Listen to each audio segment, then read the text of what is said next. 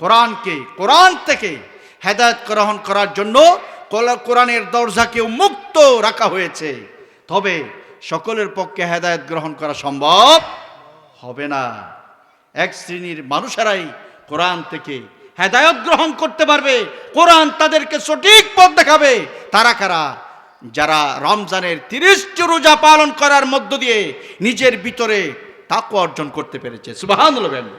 আসসালামু আলাইকুম ওয়া রাহমাতুল্লাহি ওয়া বারাকাতুহু।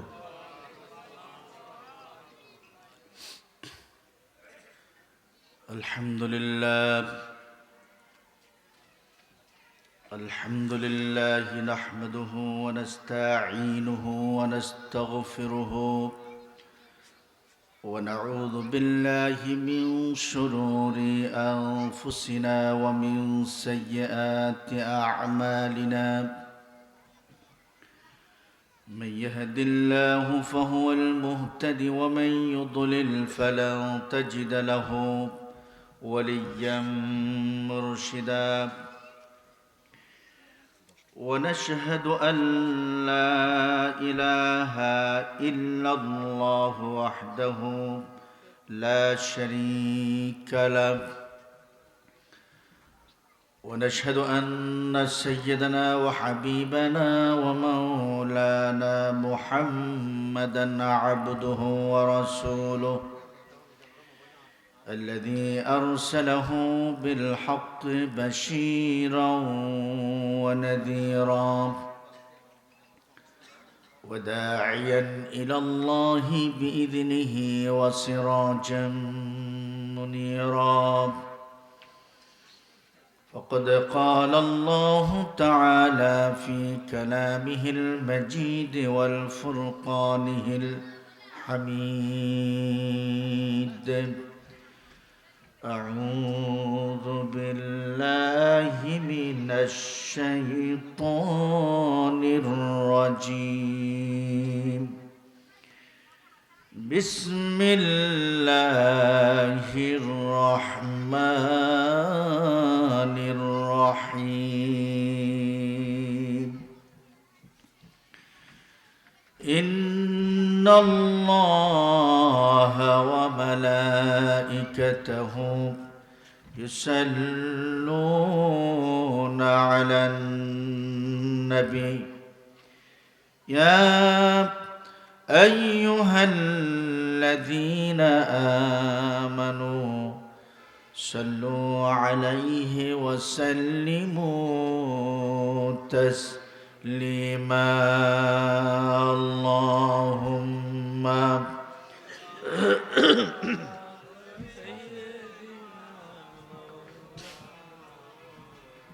وعلى آل سيدنا.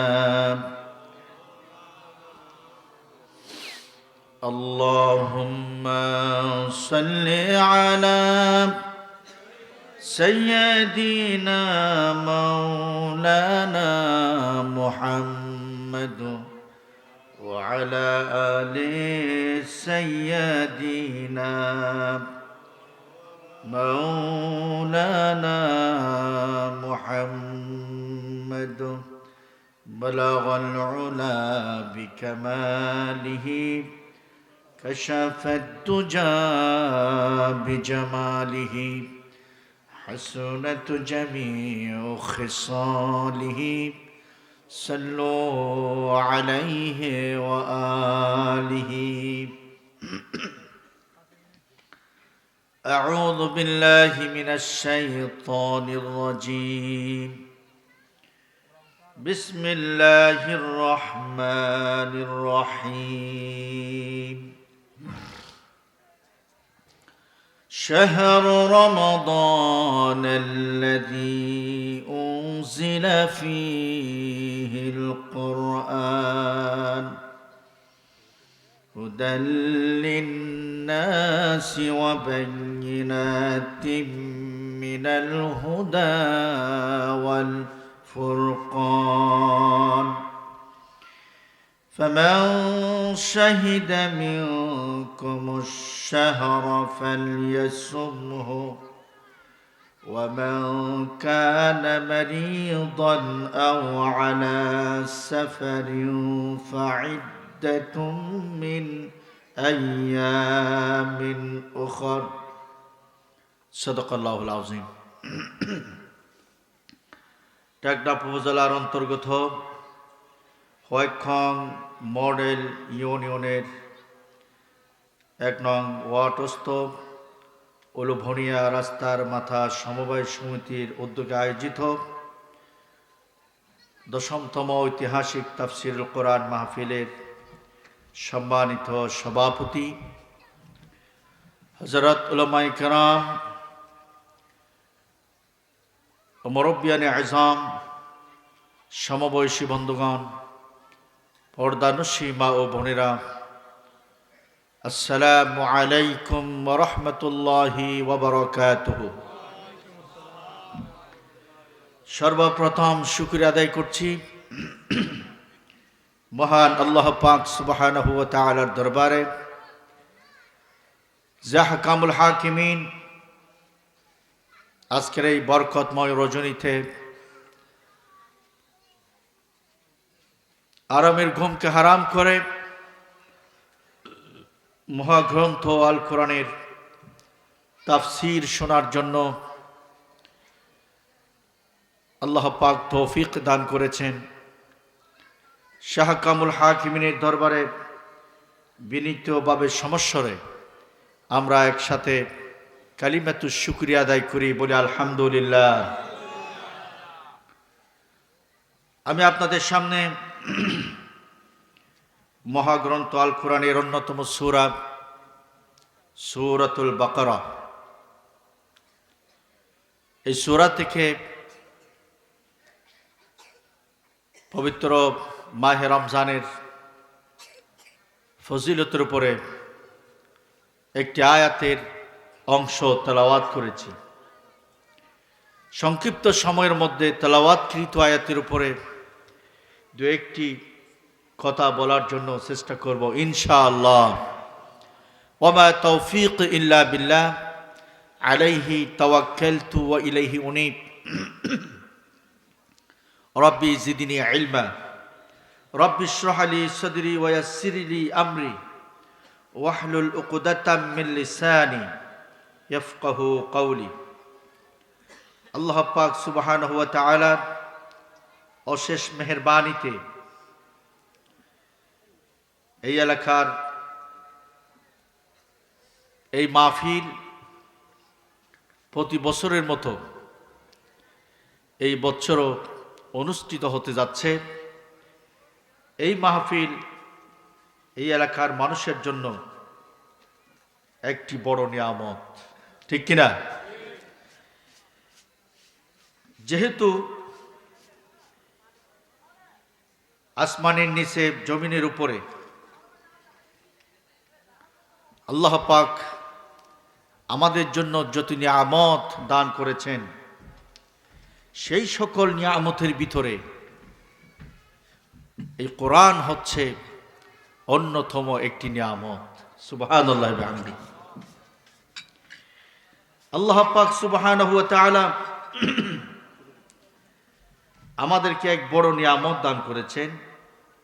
সেই নিয়ামতের নাম কি? আল কোরআন। কোরআন হচ্ছে আমাদের জন্য এক বরকতময় কিতাব।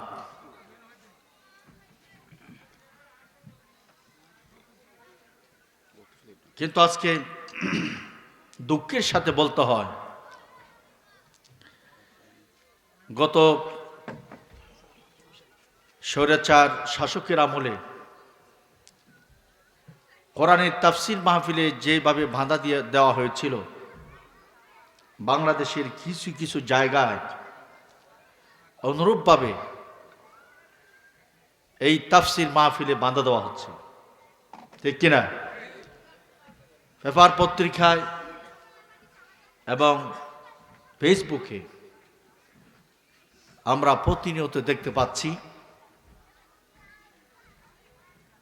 মুসলমান নামে একটি নামধারী গোষ্ঠী তারা কোরআনের এই আওয়াজকে বন্ধ করার জন্য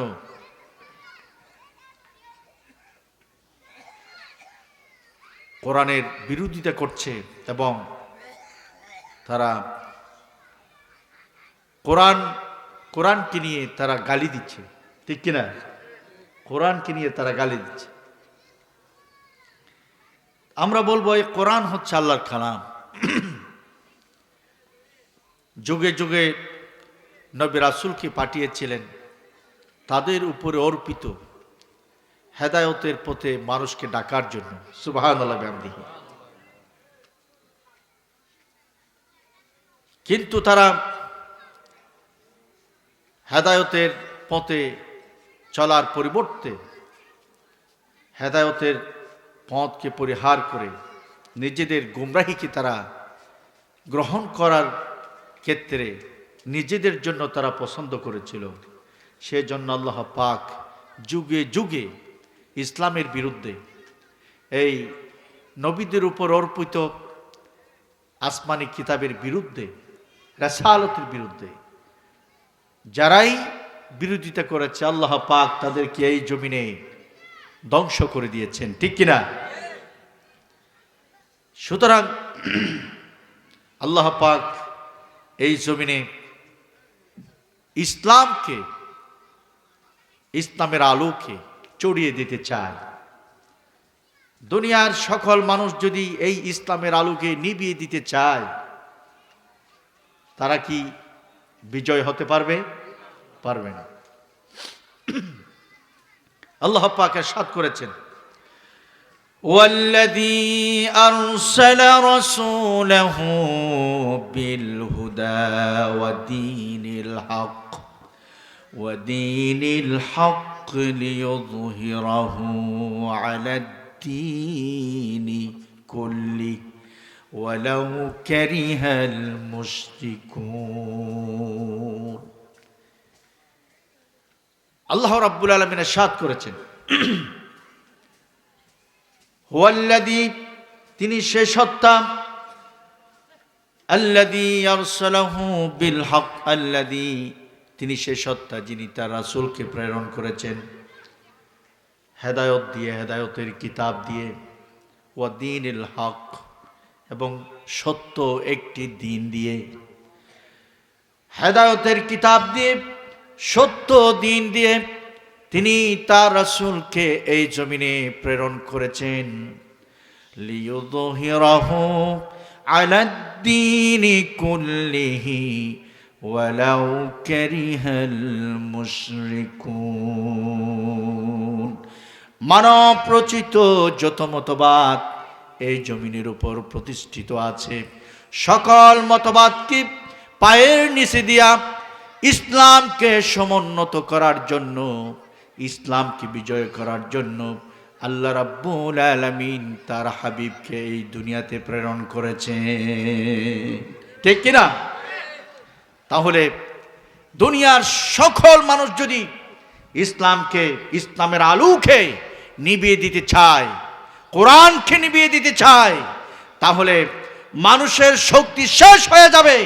তারপরেও আল্লাহ রাব্বুল আলামিন এই কোরআনকে বিজয় করার জন্য, ইসলামকে বিজয় করার জন্য যে সিদ্ধান্ত গ্রহণ করেছেন, সেই সিদ্ধান্তের সামনে মানুষের সকল শক্তি মাকড়সার জালের মতো বাতাসের বেগে উড়িয়ে যাবে, ঠিক কিনা বলেন? আমার ভাইরা, আমার বন্ধুগণ, আল্লাহ রাব্বুল আলামিন আমাদেরকে 12টি মাস দান করেছেন। আল্লাহ তাআলা নিজেই বলেছেন, ইন্না ইদ্দাতাশ শুহুরি ইনদাল্লাহি 12 শাহরা।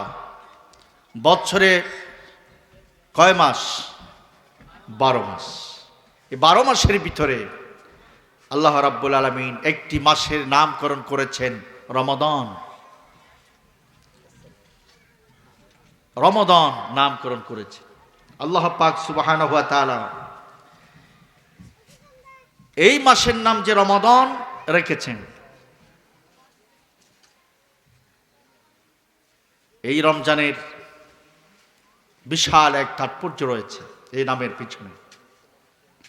রমাদান শব্দটি রমদুন থেকে এসেছে।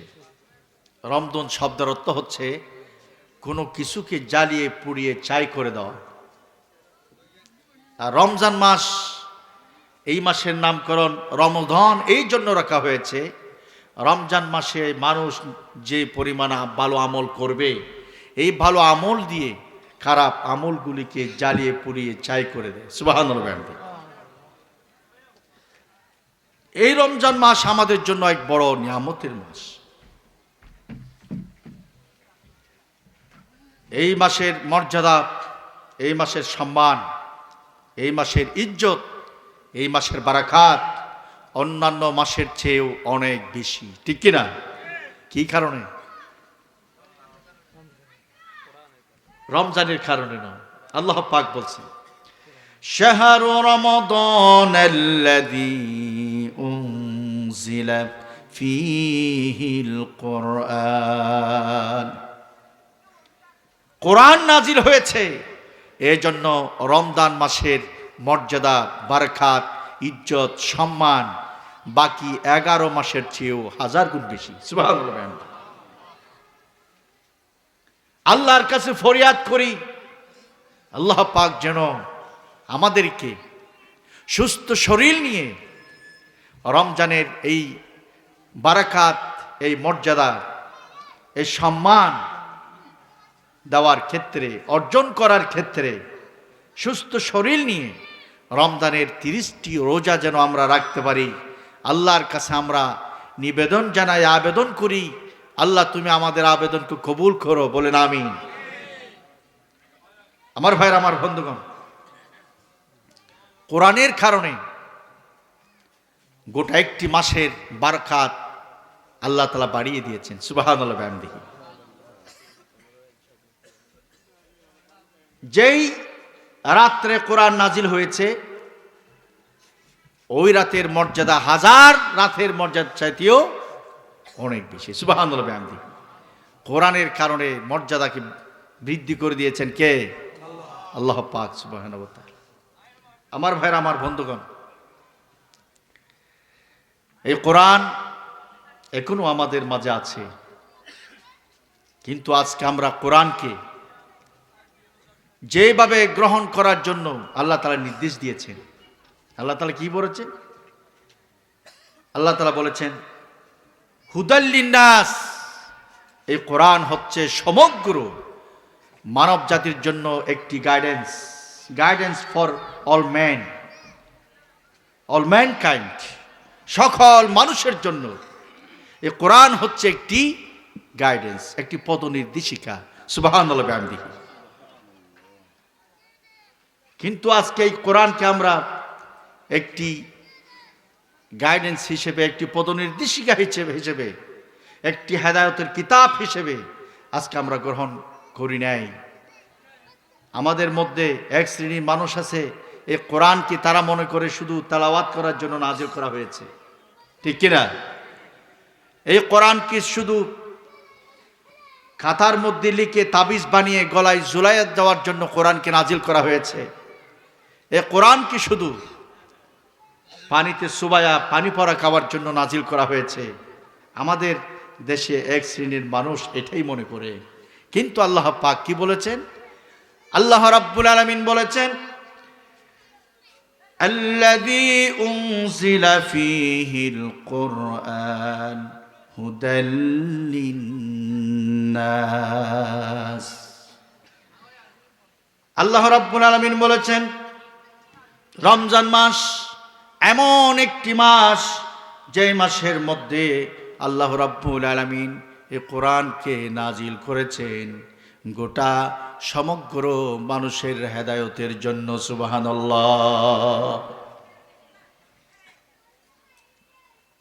কোরআনের কারণে রাতের মর্যাদা বাড়িয়ে দিয়েছেন, কোরআনের কারণে দিনের মর্যাদা বাড়িয়ে দিয়েছেন, কোরআনের কারণে গোটা মাসের মর্যাদা, বারাকাত এবং সওয়াব বাড়িয়ে দিয়েছেন। সুবহানাল্লাহ। কত বরকতময় এই কিতাব, এই কালাম। এটা আমাদের হেদায়েতের জন্য নাজিল করেছে। আল্লাহ পাক সুবহানাহু ওয়া তাআলার কথা অনুযায়ী আমরা যদি একটু আমাদের দেশের পরিবেশের দিকে যদি আমরা তাকাই, তাহলে আমাদের দৃষ্টিতে, আমাদের পর্যালোচনায় একটি চিত্র বেশি উঠে, সেটা হচ্ছে কোরআনের ভিতরে অসংখ্য বিধিবিধান রয়েছে, আইন রয়েছে, বিধান রয়েছে, ঠিক কিনা? তার মধ্যে একটি বিধান হচ্ছে রোজা। আল্লাহ রাব্বুল আলামিন বলেছেন, ইয়া আইয়ুহাল্লাযীনা আমানু কুতিবা আলাইকুমুস সিয়াম ফামান শাহিদা মিনকুমুশ শাহরা। এই রমজান মাস যখন উপস্থিত হবে, যারা মুমিন, তোমাদের উপর এই রমজান মাসে রোজাকে আল্লাহ তাআলা ফরজ করে দিয়েছেন। সুবহানাল্লাহ বিহামদিহি। রমজান মাস উপস্থিত হলেই মুমিনদের উপর রোজা ফরজ হয়ে যাবে। সুবহানাল্লাহ বিহামদিহি। কয়টি রোজা? 30টি। একটু চিন্তা করেন, আল্লাহ রাব্বুল আলামিন আমাদেরকে অনেকগুলো নিয়ামত দান করেছেন। যদি কোনো মানুষ আল্লাহর দেওয়া এই নিয়ামতকে যদি গণনা করতে চায়, তাহলে গণনা করে শেষ করতে পারবে নাকি? পারবে? পারবে না। আল্লাহ তাআলা বলেছেন, ওয়া ইন তাউদ্দু নি'মাতাল্লাহি লা তুহসুহা। আল্লাহ রাব্বুল আলামিন বলেছেন, বান্দারে, আমি তোমাদেরকে যতগুলো নিয়ামত দান করেছি, সেই সকল নিয়ামতের ভিতরে যদি তোমরা একটি একটি করে যদি গণনা শুরু করো, তোমাদের জীবন শেষ হয়ে যাবে, হায়াত শেষ হয়ে যাবে, সময় শেষ হয়ে যাবে, তারপরেও তোমরা আমার দেওয়া নিয়ামতকে গণনা করে কখনো শেষ করতে পারবে না। সুবহানাল্লাহ।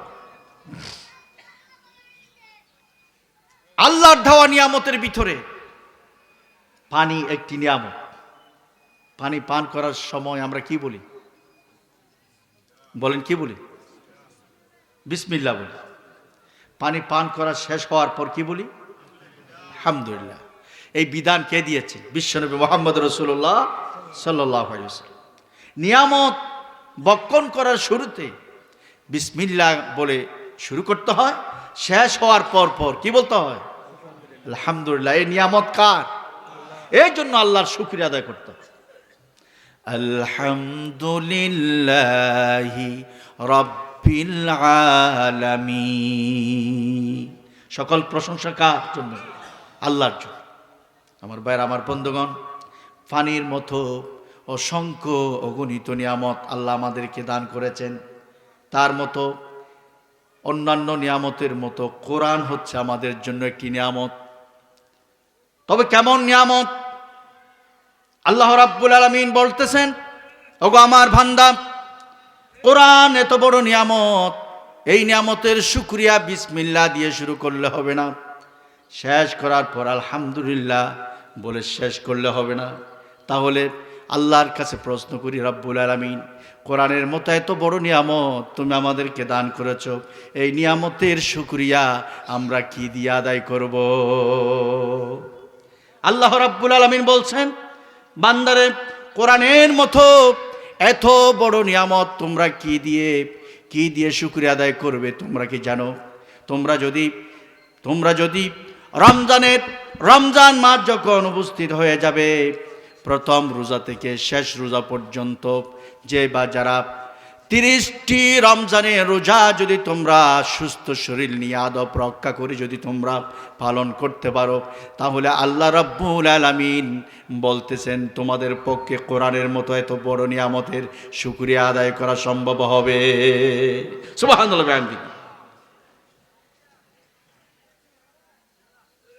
কোরআনের মতো এত বড় নিয়ামতের শুকরিয়া আদায় যদি তোমরা করতে চাও, তোমাদেরকে একদিন 2 দিন নয়, একটানা 30 দিন তোমাদেরকে লাগাতার রমজানের রোজা পালন করতে হবে। সুবহানাল্লাহ। এই বিধান কে দিয়েছেন? আল্লাহ পাক দিয়েছে। সেই রমজান আমাদের সামনে আস্তে আস্তে করে উপস্থিত হতে যাচ্ছে। আমার ভাইরা, আমার বন্ধুগণ, আল্লাহ রাব্বুল আলামিন বলেছেন, এই রমজান তোমাদের জন্য রোজাকে আমি ফরজ করে কেন দিয়েছি তোমরা কি জানো? কুতিবা আলাইকুমুস সিয়ামু কামা কুতিবা আলাল্লাযীনা মিন ক্বাবলিকুম লাআল্লাকুম তাত্তাকুন।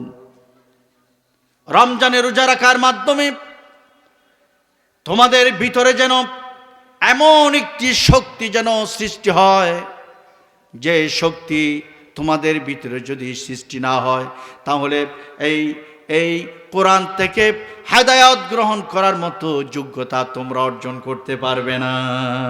সুবহানাল্লাহ। কোরআন থেকে হেদায়েত গ্রহণ করার মতো যোগ্যতা যদি তোমরা অর্জন করতে চাও তাহলে তোমাদেরকে তাকওয়া অর্জন করতে হবে। সুবহানাল্লাহ। আলিফ লাম মিম যালিকাল কিতাবু লা রাইবা ফীহি হুদাল লিল মুত্তাকিন।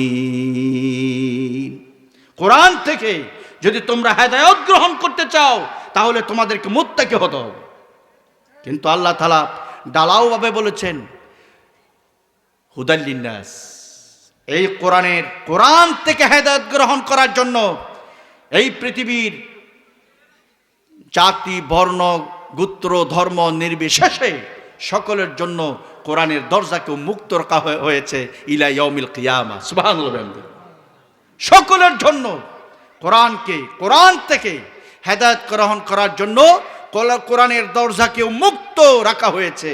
তবে সকলের পক্ষে হেদায়েত গ্রহণ করা সম্ভব হবে না। এক শ্রেণীর মানুষেরাই কোরআন থেকে হেদায়েত গ্রহণ করতে পারবে, কোরআন তাদেরকে সঠিক পথ দেখাবে। তারা কারা? যারা রমজানের 30টি রোজা পালন করার মধ্য দিয়ে নিজের ভিতরে তাকওয়া অর্জন করতে পেরেছে। সুবহানাল্লাহ। আমার ভাইরা, আমার বন্ধুগণ, আল্লাহ রাব্বুল আলামিন কোরআন শরীফের শুরুতে এই কথা তিনি বলেন নাই, যালিকাল কিতাবু লা রাইবা ফীহি হুদাল লিন্নাস। যালিকাল কিতাবু লা রাইবা ফীহি হুদাল লিল মুমিনিন। আছে নাকি? আছে? নাই। কি আছে? হুদাল লিল মুত্তাকিন। তাহলে এ কোরআন তাদেরকে হেদায়েত করবে। কোরআনের হেদায়েত পাওয়ার জন্য যোগ্যতা অর্জন করতে হবে তাকওয়া। ঈমান থাকলেও হবে না, তাকওয়াবান হতে হবে। তাকওয়ার স্থান হচ্ছে ঈমানের অনেক উপরে। আমার ভাইরা, আমার বন্ধুগণ, আমরা যদি কোরআন থেকে হেদায়েত পেতে চাই তাহলে আমাদের ভিতরে তাকওয়া অর্জন করতে হবে। আর তাকওয়া অর্জন করতে পারবে তারা যারা 5টি বিষয়ের প্রতি পরিপূর্ণ ঈমান আনবে। সুবহানাল্লাহ।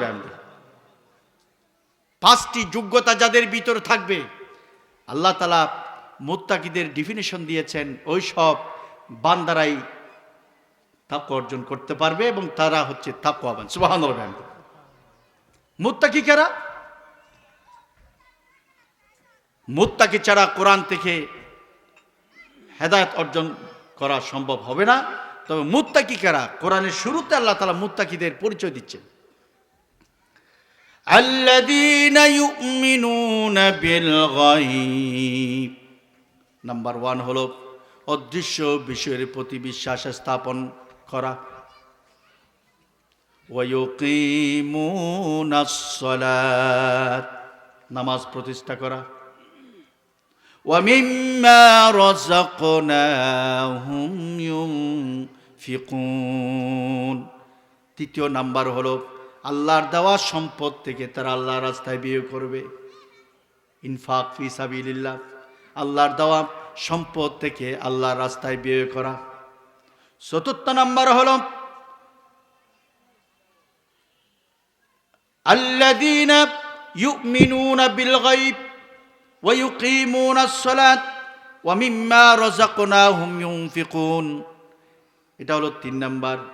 4র্থ নাম্বার হলো আল্লাহ রাব্বুল আলামিন বলেন, আল্লাযীনা ইউমিনুনা বিমা উনজিলা ইলাইকা ওয়া মা উনজিলা মিন ক্বাবলিক, আল্লাহর পক্ষ থেকে যতগুলো আসমানি কিতাব নাজিল করা হয়েছে ওই সকল আসমানি কিতাব এবং সর্বশেষ নবী মুহাম্মদ সাল্লাল্লাহু আলাইহি ওয়াসাল্লামের উপরে যে কিতাব নাজিল করা হয়েছে আল কোরআন, সেই কোরআনের প্রতি বিশ্বাস স্থাপন করা।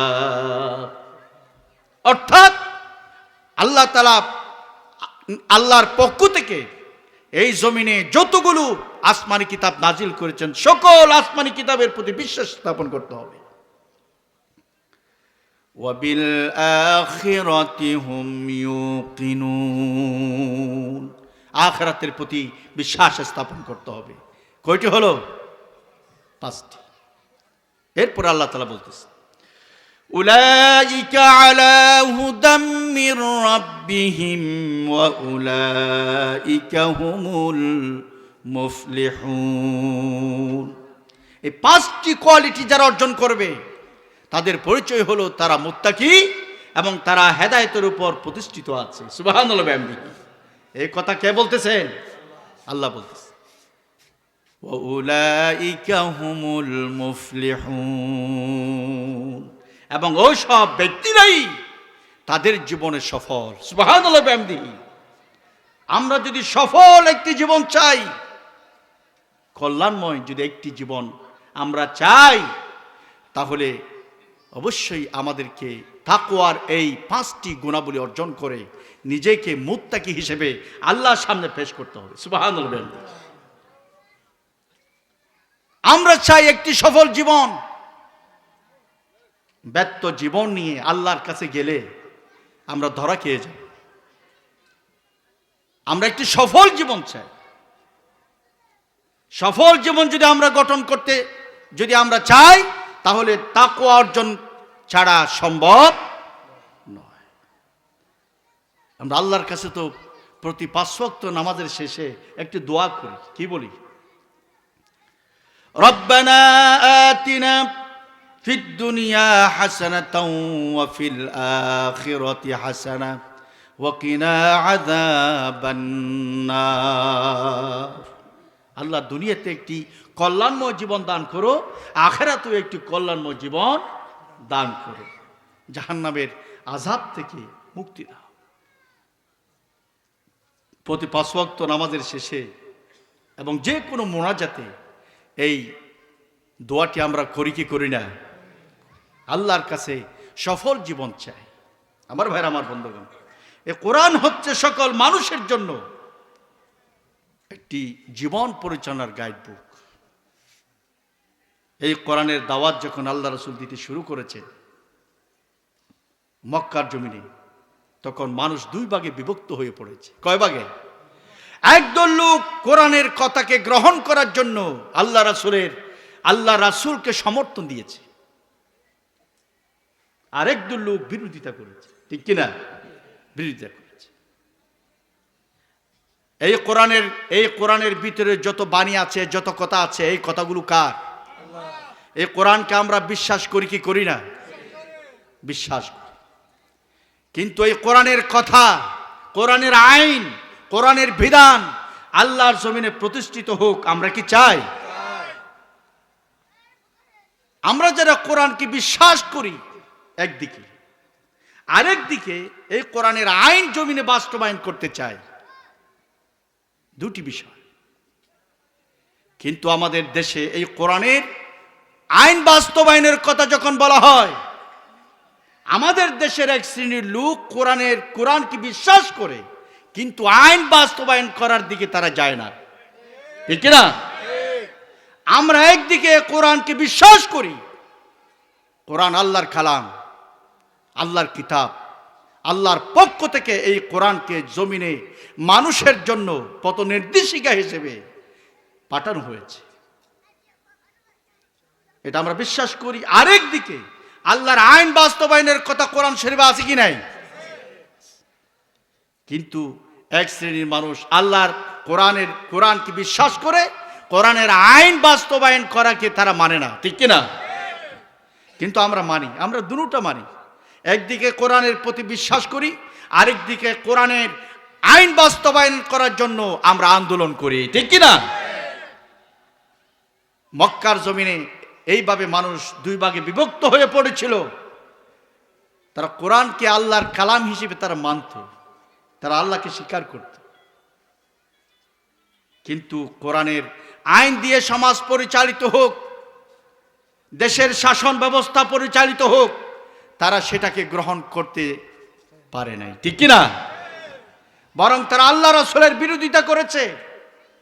বর্তমান বাংলাদেশেও কোরআনের আইন বাস্তবায়নের কথা যখন বলা হয়, তখন এক শ্রেণী নামদার মুসলমান এই কোরআনের আইন বাস্তবায়নের বিরোধিতা করে, ঠিক কি না?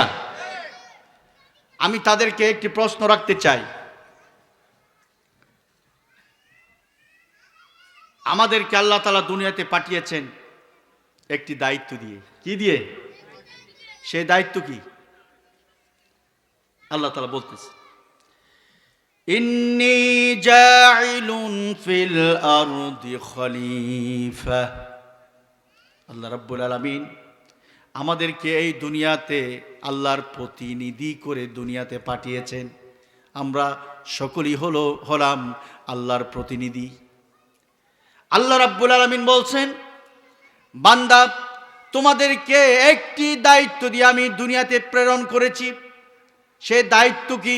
সেই দায়িত্বটি হলো তোমরা দ্বীনের কাজ করবে, দ্বীনকে বিজয় করবে, দ্বীনকে প্রসার করবে, দ্বীনকে প্রসার করবে। দ্বীনকে বিজয় করার জন্য আমি মূলত তোমাদেরকে দায়িত্ব দিয়ে এই দুনিয়াতে প্রেরণ করেছি। সুবহানাল্লাহ। দ্বীনকে বিজয় করার জন্য আমাদেরকে দায়িত্ব দিয়ে দুনিয়াতে পাঠিয়েছেন। সেটা কি? সেটা হলো কোরআনের আইন, ঠিক কি না? সেটা হলো কোরআনের আইন, সেটা হলো ইসলাম। আমার ভাইরা, আমার বন্ধুগণ, আল্লাহ তাআলা আমাদেরকে কেন পাঠিয়েছেন? কোরআনের আইনকে আল্লাহর জমিনে প্রতিষ্ঠিত করার দায়িত্ব দিয়ে পাঠিয়েছেন, ঠিক কি না? কিন্তু এক শ্রেণীর মানুষ সে কথাকে বিশ্বাস করে না, সেটা তারা মানে না। কয়েকদিন আগে ফেসবুকের মধ্যে দেখলাম আল্লাহ নাকি কোরআনকে আল্লাহর জমিনে প্রতিষ্ঠিত করতে হবে, এই কথার উপরে কোরআন শরীফের ভিতরে নাকি কোনো কোরআনের আয়াত নাজিল করে নাই। নাউজুবিল্লাহ বলবেন না? এটা ফেসবুকের মধ্যে পেয়েছি। ফেসবুকের মধ্যে কিভাবে পেয়েছি? এক বক্তব্য আকারে পেয়েছি। আমাদের সমাজের নেতা আর কি, এক শ্রেণীর নেতা আছে কি নাই? এখন তো নেতা বেড়ে গিয়েছে। আমাদের দেশে এক শ্রেণীর নেতা দা কুড়াল নিয়ে বের হয়ে গেছে, ঠিক কি না? যত পারে তত দখল করার জন্য দা কুড়াল নিয়ে, বন্দুক নিয়ে, যার যা কিছু আছে সব কিছু নিয়ে এখন বাংলাদেশ দখল করার জন্য মরিয়া হয়ে গেছে, ঠিক কিনা বলেন? কিন্তু আমরা দখল করতে চাই না। আমাদের কাজ হচ্ছে, আমরা দখলদারিত্বকে বিশ্বাস করি না। আমরা আল্লাহর দ্বীনকে সংসদ পর্যন্ত পৌঁছে দিতে চাই, ঠিক কিনা বলেন? আমার ভাইরা, আমার বন্ধুগণ, তাহলে কোরআন এসেছে, কোরআনের আইন দিয়ে ব্যক্তি জীবন, সামাজিক জীবন, রাষ্ট্রীয় জীবন পরিচালিত হবে। আমাদের সমাজে কি কোরআনের শাসন ব্যবস্থা প্রতিষ্ঠিত আছে? আমাদের দেশে কি কোরআনের শাসন ব্যবস্থা প্রতিষ্ঠিত আছে? নাই। আমার ভাইরা, আমার বন্ধুগণ, হলো কুতিবা আলাইকুমুস সিয়াম। রমজান মাস যখন উপস্থিত হবে তখন তোমাদেরকে 30টি রোজা রাখতে হবে। তোমাদেরকে রোজা রাখতে হবে। আপনারা আবার চিন্তা করুন আমার ভাইয়ের, আমার বন্ধুগণ, কোরআনের মধ্য থেকে অসংখ্য নীতিমালা, অসংখ্য নির্দেশিকার মধ্য থেকে শুধুমাত্র বাংলাদেশের এই জমিনে শতকরা 50% মানুষ যখন রমজানের রোজা পালন করে তখন মানুষের চরিত্র পরিবর্তন হয়ে যায়, ঠিক কিনা? মানুষের চরিত্র পরিবর্তন হয়ে যায়। চুরি বন্ধ হয়ে যায়, ডাকাতি বন্ধ হয়ে যায়, ব্যবসা প্রতিষ্ঠানের মধ্যে মিথ্যা শপথ করা বন্ধ হয়ে যায়, বেনামাজি নামাজি হয়ে যায়, সুদখোর সুদ ছেড়ে দেয়, ঘুষখোর ঘুষ ছেড়ে দেয়, মিথ্যাবাদীরা মিথ্যা কথা বন্ধ করে দেয়। শুধুমাত্র একটি আল্লাহর পক্ষ থেকে অসংখ্য আইনের মধ্য থেকে একটি আইনকে যখন বাংলাদেশের মানুষ একটি মাস যখন গ্রহণ করে, বাংলাদেশের মানুষের চরিত্রের ভিতরে পরিবর্তন দেখা দেয়। ঠিক কিনা? সমাজের ব্যবস্থাপনা, সমাজ ব্যবস্থাপনার ভিতরে পরিবর্তন হয়ে যায়, দেশের মানুষের কালচার পরিবর্তন হয়ে যায়। ঠিক কিনা বলেন? একটি আইন বাস্তবায়ন করার কারণে, একটি আইন সমাজের 50% মানুষ গ্রহণ করার কারণে মানুষের জীবনে, মানুষের ব্যবসার ক্ষেত্রে, লেনদেন করার ক্ষেত্রে, উঠা বসার ক্ষেত্রে, আচরণ করার ক্ষেত্রে সর্বদিক থেকে যদি মানুষের চরিত্রের ভিতরে যদি সংশোধন এসে যায়, তাহলে এই কোরআনের সকল আইনগুলো যদি আজকে আমাদের সমাজে প্রতিষ্ঠিত হতো, তাহলে বাংলাদেশের মাটি স্বর্ণয় পরিণত হয়ে যেত। বাংলাদেশের সমাজ মদিনার সমাজে পরিণত হয়ে যেত। ঠিক কিনা বলেন? এই কোরআন দিয়ে আল্লাহ রাসূল সমাজ প্রতিষ্ঠিত করেছেন, মদিনাতে রাষ্ট্র প্রতিষ্ঠা করেছেন কোরআনের এই কোরআন দিয়ে। আজকে আমাদের দেশে আমরা যদি 50% মানুষ এই কোরআনের আইন যদি আমরা চাইতাম, তাহলে বাংলাদেশের সমাজ ব্যবস্থা পরিবর্তন হয়ে যেত। ঠিক কিনা বলেন? কিন্তু আজকে দুঃখের সাথে বলতে হয়, আল্লাহ তাআলা যে দায়িত্ব দিয়ে আমাদেরকে দুনিয়াতে পাঠিয়েছেন, সেটা কি? সেটা হচ্ছে আল্লাহর পরিপূর্ণ গোলামি। ঠিক কিনা? আল্লাহ রাব্বুল আলামিন বলেন, ওয়ামা খালাকতুল জিন্না ওয়াল ইনসা ইল্লা লিয়াবুদুন। আল্লাহ রাব্বুল আলামিন বলছেন, আমি মানব আর দানব, মানুষ আর জিনকে কেবলমাত্র শুধুমাত্র আমার গোলামি করার জন্য আমি সৃষ্টি করেছি। সুবহানাল্লাহ। কিন্তু আপনারা বলেন, আমরা কি আমাদের সমাজে আল্লাহর পরিপূর্ণ গোলামি করতে পারি? এত আস্তে বললেন কেন? পারি না। কেন আমরা পারি না? এই জন্য যে দায়িত্ব দিয়ে আল্লাহ আমাদেরকে পাঠিয়েছেন, আমরা সে দায়িত্ব এখনো পর্যন্ত বুঝি নাই। ঠিক কিনা? যে দায়িত্ব দিয়ে দুনিয়াতে পাঠিয়েছেন, সেই দায়িত্ব, আমাদের দায়িত্ব কি? এই দুনিয়াতে প্রেরণার আমাদের দায়িত্ব কি? ভূমিষ্ঠ হওয়ার পিছনে আমাদের লক্ষ্য উদ্দেশ্য কি ছিল, সে সম্পর্কে এখন আমরা গাফেল। ঠিক কিনা? আমরা পরিপূর্ণভাবে আল্লাহর গোলামি এখনো করতে পারি নাই, করতে পারি না। যতদিন পর্যন্ত আল্লাহর গোলামি করতে পারবো না, ততদিন পর্যন্ত আল্লাহর জমিনে আল্লাহর এই দিন, এই কোরআনের বিধান কায়েম করার জন্য কারা কারা রেজা আছেন? দুই হাত তুলে দেখান।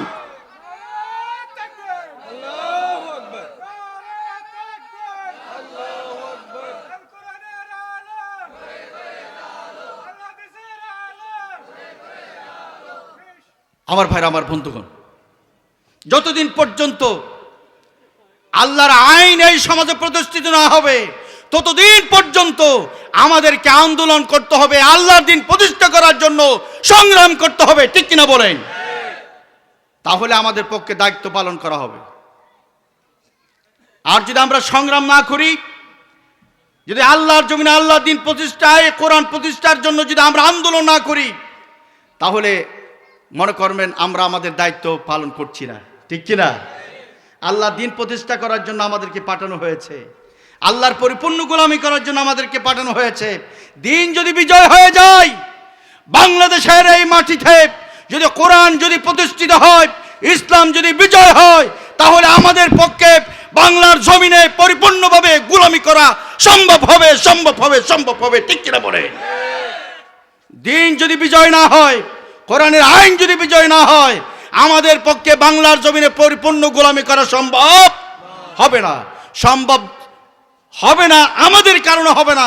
যদি আমাদের কারণে না হয়, অতীত জীবন থেকে আমাদের শিক্ষা নিতে হবে। ঠিক কিনা? যুগে যুগে আল্লাহ পাক বিভিন্ন জাতিকে তাদের উপরে অর্পিত আল্লাহর পক্ষ থেকে হেদায়েত তারা গ্রহণ না করার কারণে তাদেরকে ধ্বংস করে দিয়েছেন। ঠিক কিনা? ধ্বংস করে দিয়েছে। আমার ভাইরা, আমার বন্ধুগণ, যেমন আমি বলতে চেয়েছিলাম, এই যে কোরআন, এই কোরআন এসেছে কোরআনের আইন দিয়ে ব্যক্তি জীবন পরিচালনা করার জন্য। এই কোরআনকে নাজিল করা হয়েছে কোরআনের বিধান দিয়ে সমাজ ব্যবস্থা পরিচালনা করার জন্য। এই কোরআন নাজিল করা হয়েছে দেশের সংসদ ভবন কোরআন দিয়ে চলবে, ঠিক কিনা বলেন? এবং কোরআন দিয়ে গোটা বাংলাদেশ পরিচালিত হবে, ঠিক কিনা বলেন? তাহলে আমাদের বাংলাদেশের চুরি, ডাকাতি, সন্ত্রাসী, খুন খারাপি, রাহাজানি, হাইজাক, দর্শক সব কিছু বন্ধ হয়ে যাবে, ঠিক কিনা বলেন? আমার ভাইরা, আমার বন্ধু, আল্লাহ রাব্বুল আলামিনের একটু হুকুম গ্রহণ করার কারণে, একটু হুকুম সমাজের মানুষ 50% মানুষ বাস্তবায়নের কারণে চুরি, ডাকাতি, সন্ত্রাসী, মিথ্যা, দুর্নীতি যদি বন্ধ হয়ে যায়, তাহলে কোরআন, গোটা কোরআন যদি এই সমাজে, এই দেশে যদি প্রতিষ্ঠিত হয়ে যায়, তাহলে চুরি ডাকাতি চিরদিনের জন্য বন্ধ হয়ে যাবে। দুর্নীতিমুক্ত একটি দেশ গঠন করা আমাদের পক্ষে সম্ভব হবে, ঠিক কিনা? আমার ছাত্র ভাইরা দুর্নীতিমুক্ত দেশ গঠন করার জন্য যে আন্দোলন করেছে, কিন্তু সেই স্বপ্ন কি তারা পূরণ করতে পেরেছে? পারেনি। স্বপ্ন পূরণ করতে পারবে কিনা জানি না, কারণ আমাদের দেশের মানুষের ভিতরে দুইটি দোষ আছে। দুইটি দোষ আমরা যারা বাংলাদেশি মানুষের ভিতরে দুইটা দোষ আছে, যে দোষের কারণে পশ্চিমা রাষ্ট্রগুলিতে তারা বেশি দিন টিকে থাকতে পারে না, ঠিক কিনা? একটা হলো আবেগ, আরেকটি হলো লোভ, ঠিক কিনা? একটু হলো আবেগ, আরেকটু হলো লোভ।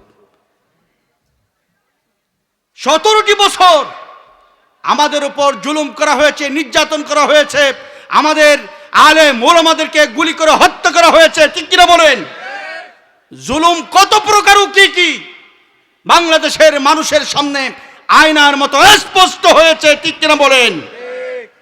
জুলুমবাজ স্বৈরাচার শাসক থেকে আমার ছাত্র ভাইরা তারা আন্দোলন করে, জীবনে রক্ত দিয়ে তারা শহীদ হয়ে আমাদেরকে এই বাংলার মাটি আবার পুনরায় উদ্ধার করে দিয়েছে, ঠিক কিনা বলেন?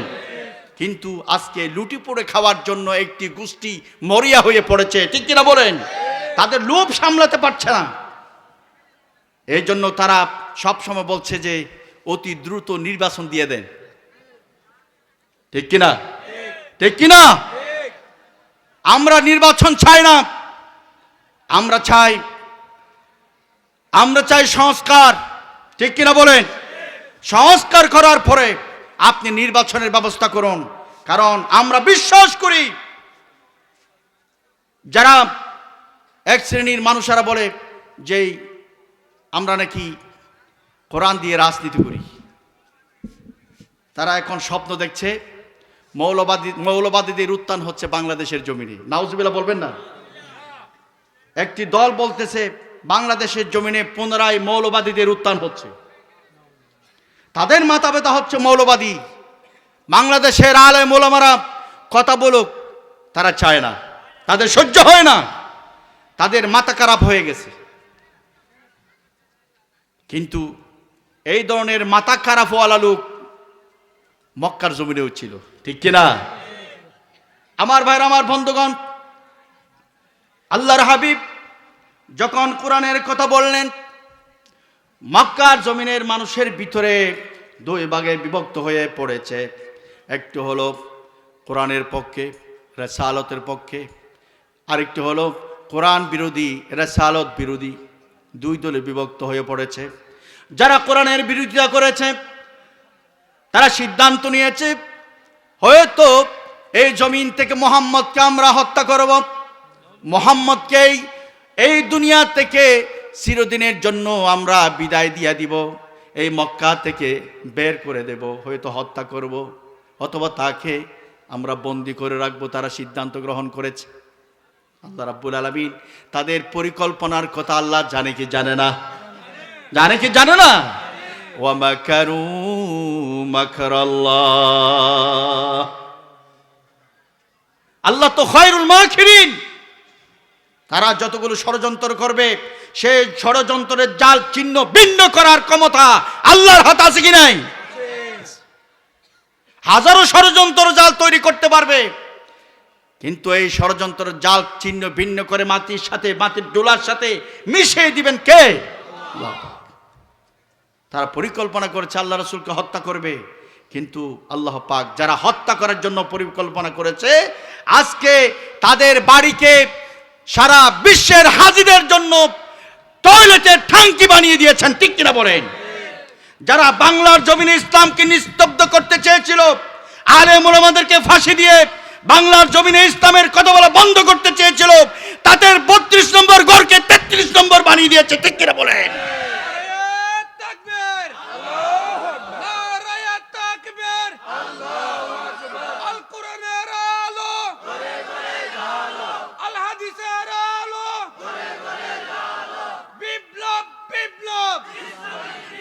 আমার ভাইয়ের, আমার বন্ধুগণ,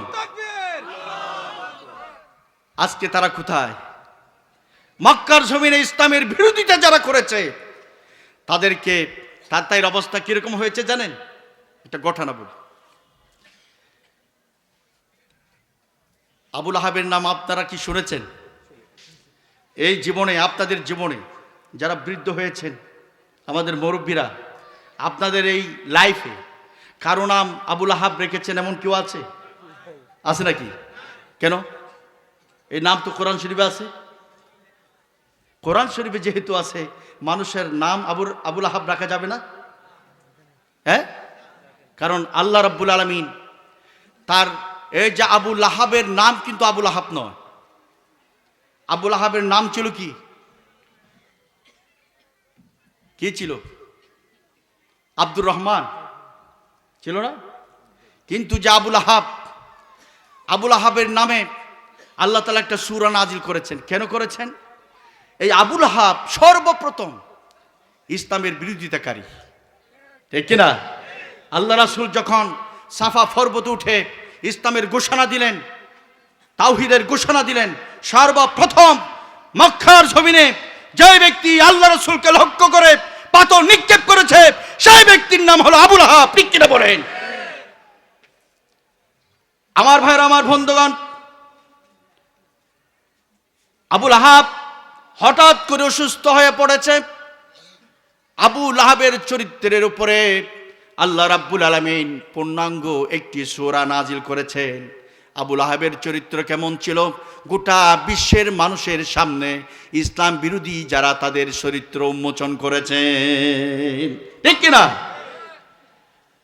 আল্লাহ রাব্বুল আলামিন বলেছেন, তাব্বাত ইয়াদা আবি লাহাব ওয়া তাব্বা মা আগনা আনহু মালুহু ওয়া মা কাসাব সায়াসলা নারান যাতা লাহাব ওয়া ইমরাআতুহু হাম্মালাতাল হাতাব ফি জিদিহা হাবলুম মিন মাসাদ। গোটা একটি পরিবারকে কেন্দ্র করে আল্লাহ পাক পূর্ণাঙ্গ একটি সূরা নাজিল করেছেন। সুবহানাল্লাহ। আবু লাহাবের নাম শুধু উচ্চারণ করেন নাই, আবু লাহাবের স্ত্রীর কথাও বলেছেন, ঠিক কিনা? ইসলামের বিরোধিতা শুধু আবু লাহাব করে নাই, আবু লাহাবের ফ্যামিলিরাও করেছে, ঠিক কিনা? এই জন্য ফ্যামিলিদের নাম ধরে আল্লাহ তাআলা বলে দিয়েছেন, তোমরা যারা ইসলামের বিরোধিতা করবে, শুধু তোমাকে নয়, তোমার গোটা ফ্যামিলিকে শুদ্ধ জাহান্নামের অগ্নিকুণ্ডে নিক্ষেপ করা হবে, ঠিক কিনা বলেন? শুধু তোমাকে নয়। আমার ভাইরা, আমার বন্ধুগণ, আবু লাহাব অসুস্থ হয়ে পড়েছে। তার শরীরের মধ্যে গুটি বসন্ত হয়েছে, ছোট ছোট গুটি বসন্ত হয়েছে। বসন্তগুলো পেকে গেছে, পেকে সেখানে পোকা ধরেছে। নাউযুবিল্লাহি মিন যালিক। পোকা ধরেছে, কষ্ট সহ্য হয় না। আবু লাহাবের কষ্ট আর সহ্য হচ্ছে না। আবু লাহাবের শরীর পচে যাচ্ছে। আবু লাহাবের শরীরের মাংসগুলো পচে পচে গলে যাচ্ছে, পোকা ধরেছে, দুর্গন্ধ বের হচ্ছে। তার স্ত্রী বলল, ওগো আবু লাহাব, আমরা তোমার সাথে আর থাকতে পারছি না, কারণ হলো তোমার শরীর থেকে দুর্গন্ধ বের হচ্ছে। তার সন্তানরা বলেছে, ওগো আমার আব্বা, এই ঘরে আমরা আর থাকতে পারবো না, কারণ তোমার শরীর থেকে দুর্গন্ধ বের হচ্ছে, তোমার শরীরের ভিতরে পোকা, আমরা এই ঘরে আর থাকতে পারবো না। আবু লাহাবকে নিজের ঘরে রেখে তার স্ত্রী এবং তার ছেলেরা অন্যত্রে চলে গেছে। আবু লাহাবকে নিজের ঘরে রেখে তার স্ত্রী, তার পুত্র অন্যত্র চলে গেছে। আবু লাহাব এখন ঘরের ভিতরে একা পড়ে গেছে, একা, খাবার নাই, পানি নাই, কিছুই নাই। একদিন হঠাৎ করে আবু লাহাব মৃত্যুবরণ করেছে, কিন্তু তার ফ্যামিলির কেউ জানে না। হঠাৎ করে একদল বণিক ব্যবসায়ী লোকেরা আবু লাহাবের ঘরের পাশ দিয়ে যাচ্ছিল। তারা দরজার পাক দিয়ে, এত গন্ধ কেন আবু লাহাবের ঘর থেকে বের হচ্ছে, সেই জন্য তারা উকি মেরে দেখলো সেইখানে আবু লাহাবের লাশ পড়ে আছে, শুটকি মাছের মতো শুকিয়ে গেছে, লাশ পড়ে আছে। কিন্তু তার ফ্যামিলির কেউ এখনো পর্যন্ত জানে না। এই ব্যবসায়ীরা আবু লাহাবের ছেলেদেরকে খবর দিল, তারা আসলো, দেখতে পাচ্ছে তার বাবা নাই, মোর শুটকি মাছের মতো শুকায়া পড়ে আছে। কারণ এই লোকটি লাঞ্ছনা গঞ্চনা বেইজ্জত হয়ে দুনিয়া থেকে আল্লাহ তাআলা তাকে বিদায় দিয়েছেন, ঠিক কিনা বলেন? এর কারণ হলো এই আবু লাহাব ইসলামের বিরোধিতা করতে করতে নিজের জীবনকে শেষ করে দিয়েছে, ঠিক কিনা? নিজের জীবনকে শেষ করে দিয়েছে। আমাদের দেশেও এক শ্রেণীর মুরব্বী আছে,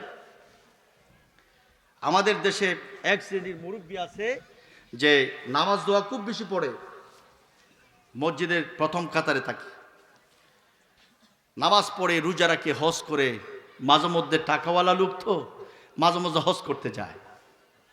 কিন্তু ইসলাম প্রতিষ্ঠার কথা যখন বলা হয় তখন আর রাজি হয় না, ঠিক কিনা? রাজি হয় না। আপনারা বলেন, ইসলাম শুধু নামাজের নাম তো ইসলাম নয়, শুধু রোজার নাম ইসলাম নয়, শুধু জাকাত আদায় করার নাম ইসলাম নয়, শুধু বছর একবার হজ করার নাম ইসলাম নয়। এগুলো তো এক একটি ইসলামের পাঠ, ঠিক কিনা? এগুলো ইসলামের পাঠ, ইসলামের কুটি। কিন্তু ইসলাম যদি প্রতিষ্ঠিত হয়ে যায় তাহলে তো এই যে পাঁচটি কথা বলেছি আমি, এগুলো তো এমনি চলে আসবে, ঠিক কিনা? এমনিতে চলে আসবে। দিন যদি প্রতিষ্ঠা হয়ে যায় সব কিছু অটোমেটিক কোরআনের আইন অনুযায়ী চলবে, ঠিক কিনা? তখন আমাদেরকে আর নামাজ পড়তে আসো এই কথা বলতে হবে, এমনিতে মসজিদ ভরে যাবে। তখন আমাদেরকে রোজা ফরজ হয়ে, যেই দিন রমজানের রোজা শুরু হয় এর আগের দিন রাস্তায় রাস্তায় আমরা স্লোগান দিই বেজাল মুক্ত করার জন্য, ঠিক কিনা?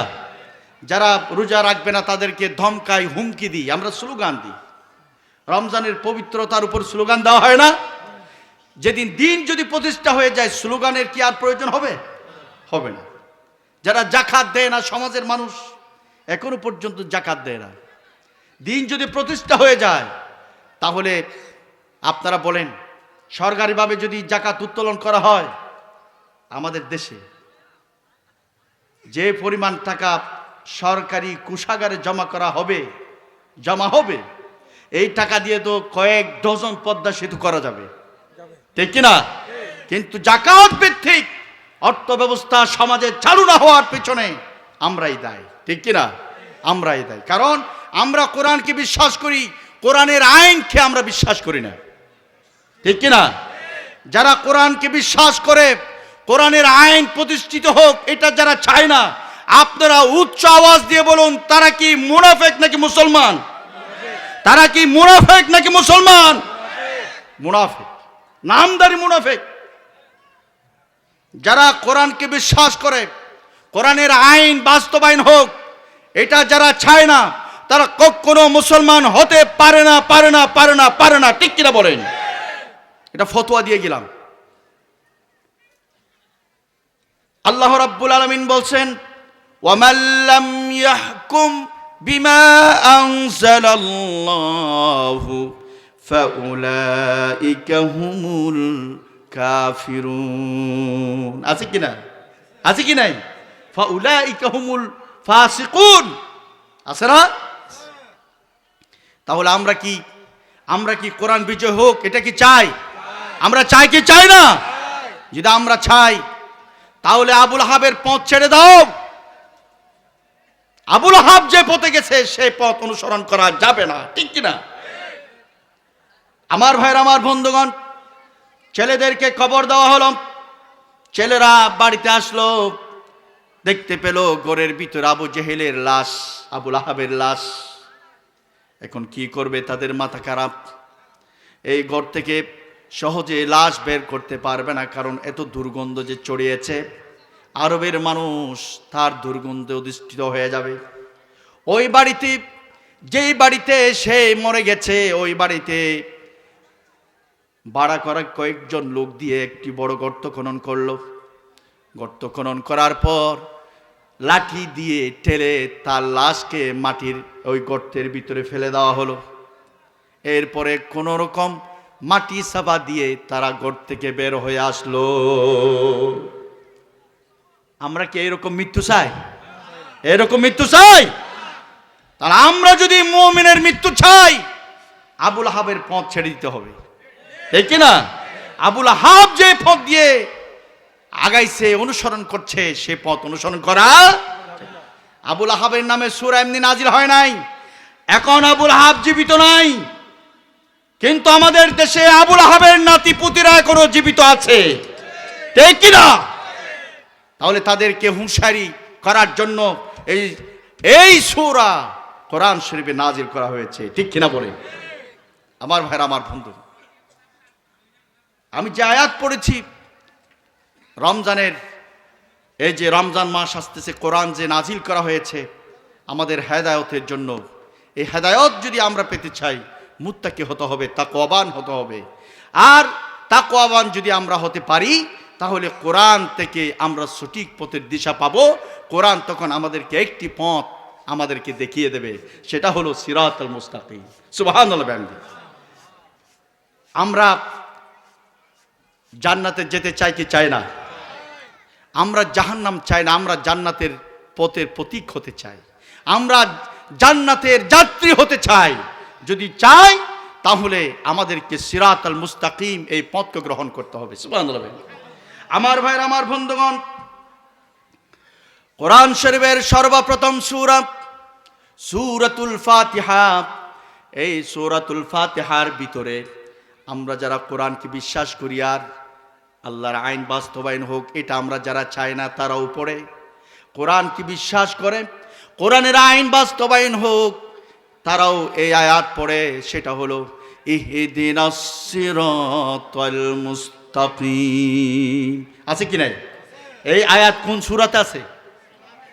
সবাই পড়েন, ইহদিনাস সিরাতাল মুস্তাকিম সিরাতাল্লাযীনা আন'আমতা আলাইহিম গায়রিল মাগদুবি আলাইহিম ওয়ালাদ-দাল্লিন।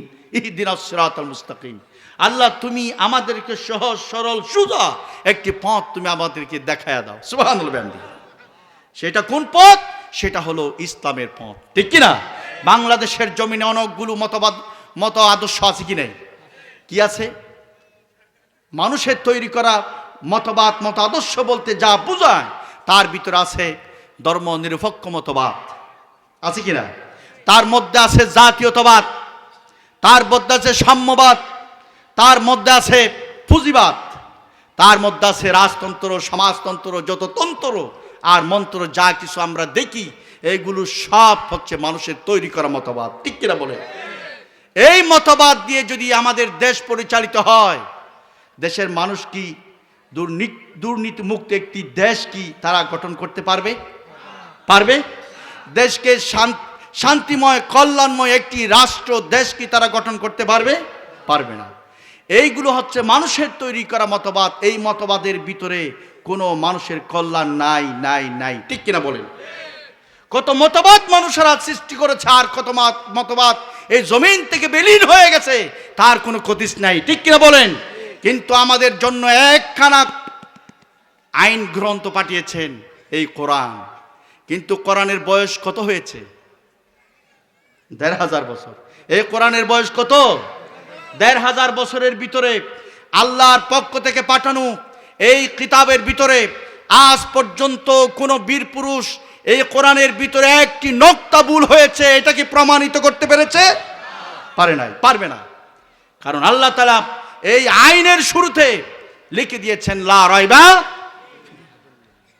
আল্লাহ রাব্বুল আলামিন বলেছেন যালিকাল কিতাবু লা রাইবা ফীহি হুদাল লিল মুত্তাকিন। যালিকাল কিতাব, দিস ইজ দ্য বুক লা রাইবা ফীহি, there is no doubt about ইট।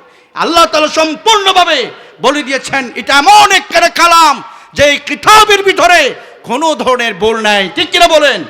কিন্তু বাংলাদেশের সংবিধান আজ পর্যন্ত 17 বার পরিবর্তন করা হয়েছে, ঠিক কিনা বলেন? বাংলাদেশের সংবিধান, যে সংবিধান দিয়ে বাংলাদেশ পরিচালিত হবে, সেই সংবিধান আজ পর্যন্ত 17 বার পরিবর্তিত হয়েছে। কিন্তু কোরআন তো 1500 বছরের মাথায় একটি বড় একটি নুকতা রদবদল কেউ করতে পারে নাই, ঠিক কিনা বলেন? তাহলে সেই কোরআনের আইন চাই নাকি মানুষের তৈরি করা মতবাদ চাই? তাহলে কোরআনের আইন যদি আমরা চাই, আগামী দিনে সিদ্ধান্ত নিতে হবে সব ভেদাভেদ ভুলে গিয়ে কোরআন মার্কা লোকদেরকে সংসদে পাঠাইতে হবে, ঠিক কিনা বলে? তাহলে এই দেশের মানুষ শান্তি পাবে, মুক্তি পাবে, কল্যাণ পাবে, বৈষম্য মুক্ত একটি সমাজ পাবে, একটি দেশ পাবে, ঠিক কিনা বলেন? আজকে দুর্নীতিতে আমাদের গোটা দেশ ভরে গেছে। যেদিকে যান সেদিকে চুরি, যেদিকে যান সেদিকে ডাকাতি, যেদিকে চান সেদিকে খুন খারাপি, হত্যা, দর্শন, ঠিক কিনা? যদি কোরআনের আইন রমজানের রোজার মতো আরেকটি আইন যদি আমাদের দেশে, শুধু আরেকটি আইন যদি প্রতিষ্ঠিত যদি হতো, সেটা কি? সেটা যদি কেউ যদি জেনা করে, কি করে? জেনা করে। জেনা আমাদের দেশে আছে কি নাই? আছে। এই জেনা করলে শাস্তি কি? এটা কোরআন শরীফে আছে, আছে কি না? আর আমাদের দেশে জেনা করলে শাস্তি দেওয়া হয়? হয়? শাস্তি যদি যদি সামাজিকভাবে যদি শাস্তির আয়োজন করে, যদি দৌড়া মারা হয়, 100 দৌড়া যদি মারা হয়, বিবাহিত যারা তাদের প্রমাণ সাক্ষীর সামনে যদি সাক্ষীদের মানে প্রমাণ যদি সত্য হয়, তাদের সাক্ষ্য যদি সত্য হয়, বিবাহিত নারী পুরুষকে 100টি করে দৌড়া মারতে হবে। আয-যারিয়াতু ওয়াজ-যানি ফাজলিদু কুল্লা মিয়াতু জিলদা। আজ পর্যন্ত এই আইন আমাদের দেশে কি প্রতিষ্ঠিত হয়েছে?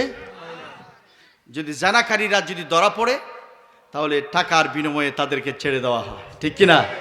টাকার বিনিময়ে ছেড়ে দেওয়া হয়। কিন্তু কোরআনের এই আইন যদি প্রতিষ্ঠিত হতো, যদি শত সহস্র মানুষের সামনে তাদেরকে যদি হাজির করা হতো এবং হাজির করে 100টি করে যদি দৌড়া মারা হতো, এই দৃশ্য যদি বাংলার মানুষেরা দেখতো, তাহলে ভবিষ্যতে এই ধরনের জানাকারীকে আর পাওয়া যেত? পাওয়া যেত? আর বিবাহিত যারা, অবিবাহিত যারা, তাদেরকে হত্যার নির্দেশ আছে কি নাই? আছে কি নাই? বিবাহিতর ক্ষেত্রে 100টি দৌড়া, আর অবিবাহিত যদি ধরা পড়ে তাদেরকে হত্যা, ঠিক কিনা?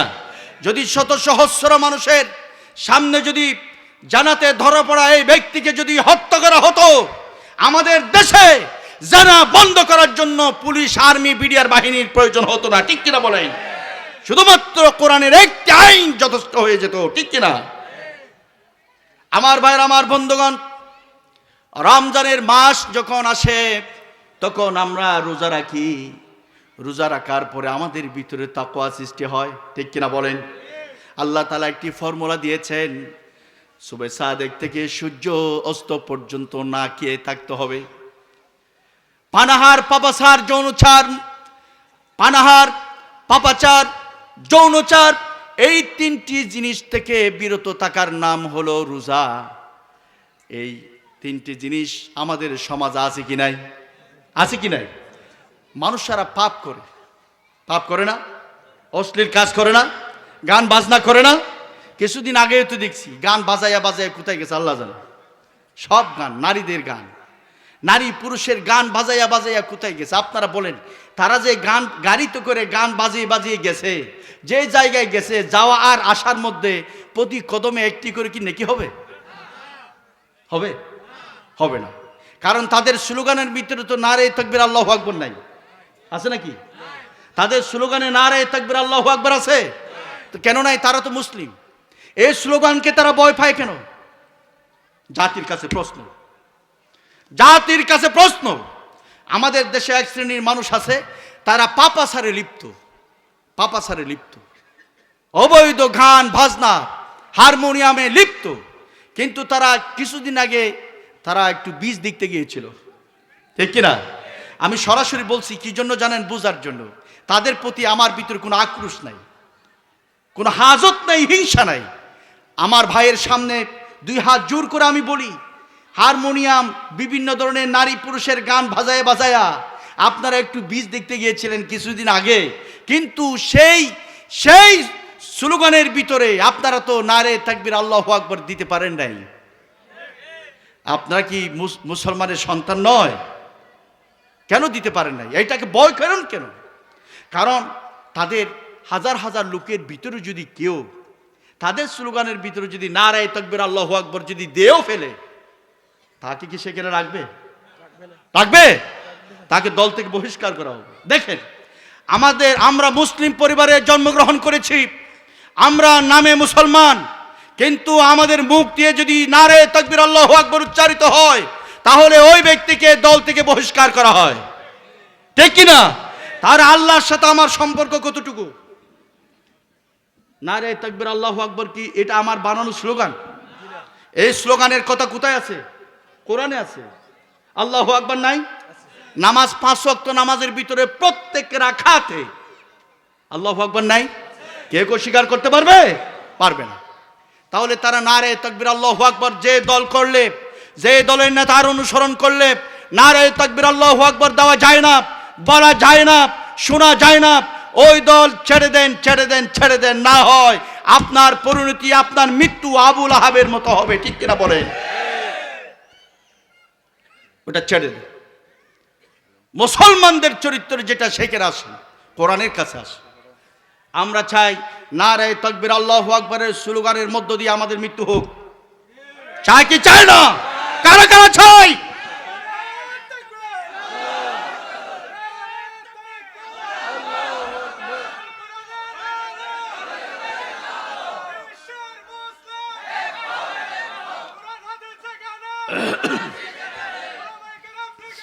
হাত নামান।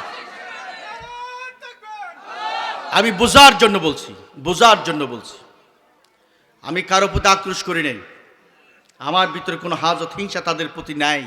হাত জোর করে তাদেরকে অনুরোধ করছি, যেই দলের অনুসরণ করলে সওয়াব হবে, আসা যাওয়ার মধ্যে সওয়াব হবে, প্রতি কদমে কদমে নেকি হয়, এমন দল করেন। সেটা হবে মুসলমানদের দল, সেটা হবে ইসলামী দল, ঠিক কিনা? আমাদের দেশে অনেকগুলো ইসলামী দল আছে, আছে কিনা? যে একটি ইসলামী দল অনুসরণ করেন, যেহেতু আপনি মুসলমান, ঠিক কিনা? আপনি মুসলমান, যে কোনো একটি দলের অনুসরণ করেন। কারণ ইসলাম যারা চায় তাদের স্লোগান হচ্ছে, সকলের স্লোগান হচ্ছে একটা, সেটা কি? দেখে একটু সবাই দেন, সবাই সবাই ধরেন। মুসলমানদের স্লোগান কি? নারে তাকবীর আল্লাহু আকবার। এটা হচ্ছে মুসলমানদের স্লোগান। তাহলে নামদারি মুসলমানরা যে এই স্লোগানের বিরোধিতা করে, তা আমি মনে করি মুখরিজুন ওয়াহুয়া মুখরিজুন আনিল মিল্লাহ, আই আনিল মিল্লাতিল ইসলাম, ঠিক কিনা? এই স্লোগানের বিরোধিতা যারা করবে তারা মুসলিম মিল্লাত থেকে খারিজ হয়ে যাবে, ঠিক কিনা বলেন? মুসলমান নামদারি মুসলমান নাম তার আর থাকবে না, ঠিক কিনা? মুসলমান পরিচয় আর দিতে পারবে না।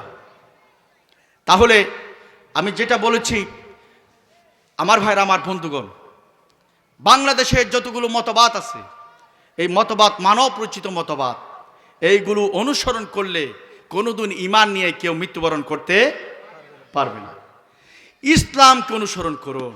ইসলাম হচ্ছে, এই দিন কে দিয়েছে? কে দিয়েছেন? আল্লাহ রাব্বুল আলামিন বলেন, ইন্নাদ-দীনা ইনদাল্লাহিল ইসলাম। আল্লাহর কাছে একমাত্র মনোনীত দিন হলো ইসলাম, ঠিক কিনা? আল্লাহর কাছে মনোনীত এক জীবন ব্যবস্থার নাম হচ্ছে ইসলাম। আল্লাহ রাব্বুল আলামিন বলেন, وَمَن يَبْتَغِ غَيْرَ الْإِسْلَامِ دِينًا فَلَن يُقْبَلَ مِنْهُ وَهُوَ فِي الْآخِرَةِ مِنَ الْخَاسِرِينَ। দেখছেন, ইসলামকে বাদ দিয়ে যদি কেউ কোনো মতাদর্শ অনুসরণ করে তাহলে ওই মতাদর্শ আল্লাহর দরবারে কবুল হবে না, এবং সেই ব্যক্তি জীবনে ক্ষতিগ্রস্তদের অন্তর্ভুক্ত হয়ে যাবে, তার জীবন ধ্বংস হয়ে যাবে, ক্ষতিগ্রস্ত হয়ে যাবে। এই কথা কার? এই কথা কার? আল্লাহ তাআলার কথা। একটু জিকির লা ইলাহা, আরে জোরে লা ইলাহা সুবহানাল্লাহ আলহামদুলিল্লাহ লা ইলাহা সুবহানাল্লাহ আলহামদুলিল্লাহ লা ইলাহা সুবহানাল্লাহ আলহামদুলিল্লাহ লা ইলাহা ইল্লাল্লাহু মুহাম্মাদুর রাসূলুল্লাহ। তাহলে আমাদেরকে আল্লাহ তাআলা পাঠিয়েছেন দ্বীন কি বিজয় করার জন্য, এই কোরআন কি বিজয় করার জন্য, ঠিক কিনা? এই কোরআন কি বিজয় করার জন্য আল্লাহ তাআলা বলছেন, আফাগায়রা দীনিল্লাহি ইয়াবগুনা ওয়া লাহু আসলামা মান ফিস সামাওয়াতি ওয়াল আরদি তাওআন ওয়া কারহা ওয়া ইলাইহি ইউরজাউন। এই দ্বীনকে বাদ দিয়ে, ইসলামকে বাদ দিয়ে তোমরা আবার কোন জীবন ব্যবস্থার অনুসরণ করছো, তালাশ করছো? কে বলতেছেন? আল্লাহ বলতেছেন। আল্লাহ রাব্বুল আলামিন বলছেন, আল্লাহর আনুগত্যের পথ বাদ দিয়ে, ইসলাম বাদ দিয়ে আবার কোন দিনের তোমরা তালাশ করছো? তোমরা কোন দিনের তালাশ করছো? কোন দিনের আনুগত্য করছো? কোন নেতাদের তোমরা অনুসরণ করছো? কারণ তোমাদের নেতা তো কেবলমাত্র একজন, তিনি হলো লা ইলাহা ইল্লাল্লাহু মুহাম্মাদুর রাসূলুল্লাহ। তোমাদের নেতা তো একজন, তিনি কে? মুহাম্মদ সাল্লাল্লাহু। আমরা যদি অনুসরণ করি, একজন নেতার অনুসরণ করব, তিনি কে? মুহাম্মদ সাল্লাল্লাহু আলাইহি ওয়াসাল্লাম। আর আল্লাহ রাসূলের পরিপূর্ণ অনুসারী যারা, তাদের অনুসরণ করব, ঠিক কি না? আমার ভাইরা, আমার বন্ধু, কিন্তু আজকে এক শ্রেণীর মানুষেরা বলে আমার নেতা, তোমার নেতা। আমার নেতার চরিত্র ফুলের মতো, কিন্তু ওই নেতার চরিত্র কি রকম তার স্ত্রী জানে, সমাজের মানুষেরা জানে। রাতে একরকম, দিনে আরেক রকম। কিন্তু বিশ্বনবী মুহাম্মদ রাসূলুল্লাহ চরিত্রের সার্টিফিকেট দিয়েছেন কে? আল্লাহ তাআলা দিয়েছেন। ওয়া ইন্নাকা লাআলা খুলুকিন আযীম, ঠিক কি না? হে রাসূল, আপনি সুমহান চরিত্রের অধিকারী। আমরা সেই নেতার আনুগত্য করি, অনুসরণ করি, ঠিক কি না? যে নেতার ইত্তেবা করলে আল্লাহ পাক বলেছেন ইউহিব্বুকুমুল্লাহ, আমি তোমাদেরকে ভালোবাসবো। সুবহানাল্লাহ।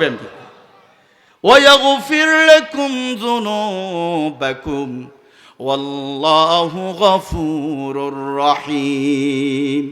আমার ভাইরা, আমার বন্ধুগণ, এমন নেতার অনুসরণ করব যেই নেতার অনুসরণ করলে আল্লাহ তাআলা আমাদেরকে ভালোবাসবেন।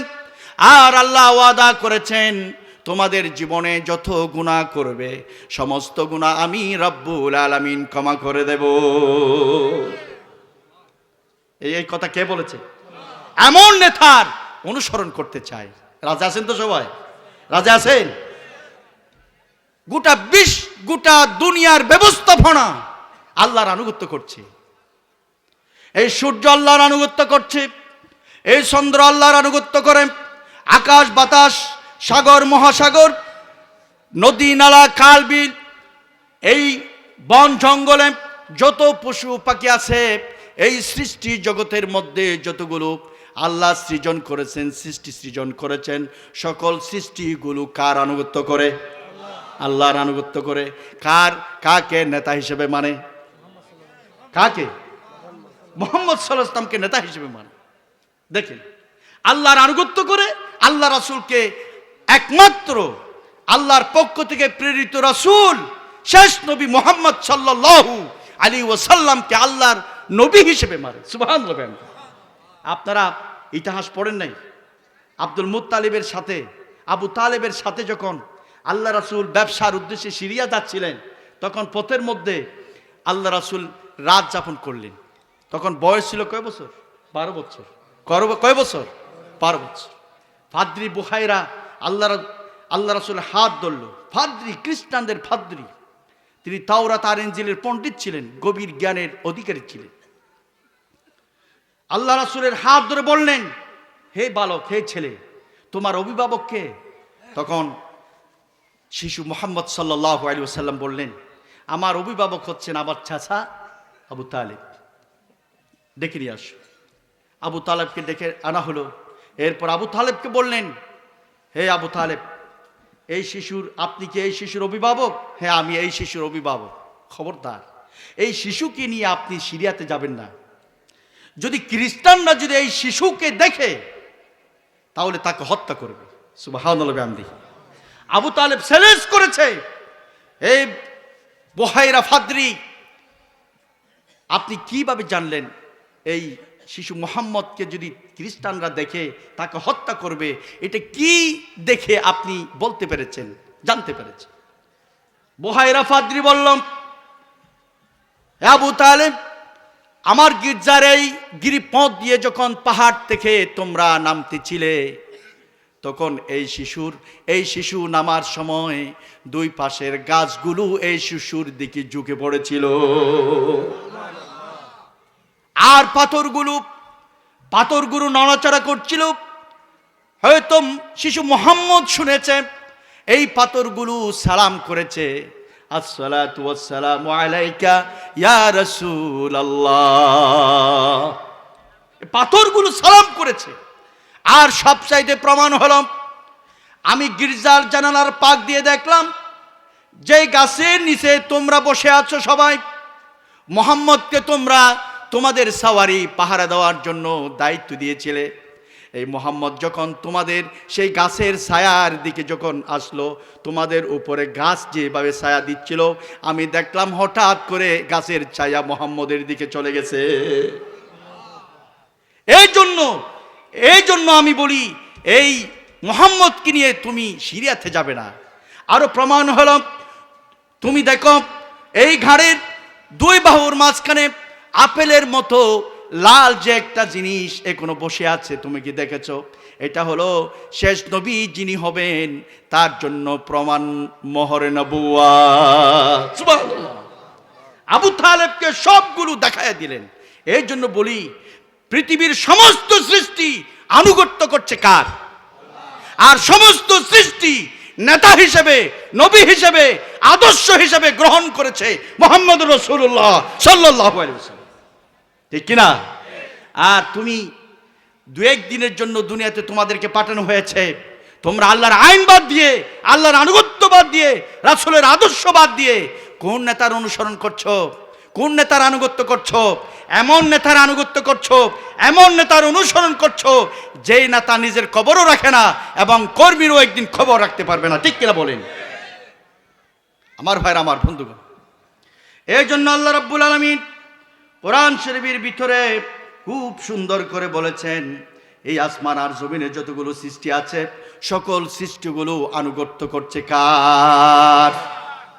আল্লাহর আনুগত্য করছে। কারণ তারা জানে এই একদিন ও ইলাইহি ইউরজাউন, একদিন আল্লাহর কাছে সবাইকে চলে যেতে হবে, আল্লাহর কাছে একদিন উপস্থিত হতে হবে। আমার ভাইরা, সেদিন কেউ কার উপকার করতে পারবে না। আল্লাহ রাব্বুল আলামিন বলছেন, একদল লোক তারা কি করে, ইসলামকে বাদ দিয়ে আরেকটি মতাদর্শ তালাশ করে অনুসরণ করার জন্য, কিন্তু এই মতাদর্শ আল্লাহর দরবারে কি হবে না? কবুল হবে না। আল্লাহ রাব্বুল আলামিন বলছেন। এরপরে বললেন, তারা মাঝে মাঝে ঈমান আনে, মাঝে মাঝে আবার বেঈমান হয়ে যায়। তারা তওবা করে আল্লাহর পথে আসে, তারা বলে ঠিক আছে, আমরা আল্লাহর আইন মানি, আল্লাহর বিধান মানি, আল্লাহর আনুগত্য করব, আল্লাহ রাসূলের অনুসরণ করব, ঠিক আছে আমরা মানি। কিন্তু যখন তারা নেতার কথায় যখন লোভে পড়ে যায় তখন এগুলো বাদ দিয়ে দেয়, ঠিক কিনা? তখন বাদ দিয়ে দেয়। আল্লাহ রাব্বুল আলামিন বললেন, কাইফা ইয়াহদিল্লাহু কওমান কাফারু বা'দা ঈমানিহিম ওয়া শাহিদু আন্নার রাসূল হাক্কুন। আল্লাহর হাবিব যে সত্য নবী, সত্য রাসূল, তিনি যে একমাত্র আমাদের জন্য আদর্শ, সেই কথা তারা মাঝে মাঝে মানে, মাঝে মাঝে স্বীকার করে। ওয়াজাআহুমুল বায়্যিনাতু ওয়াল্লাহু লা ইয়াহদিল কওমাজ যালিমিন। মাঝে মাঝে মানে, আবার মাঝে মাঝে তারা উল্টে যায়। এরকম আছে কি নাই?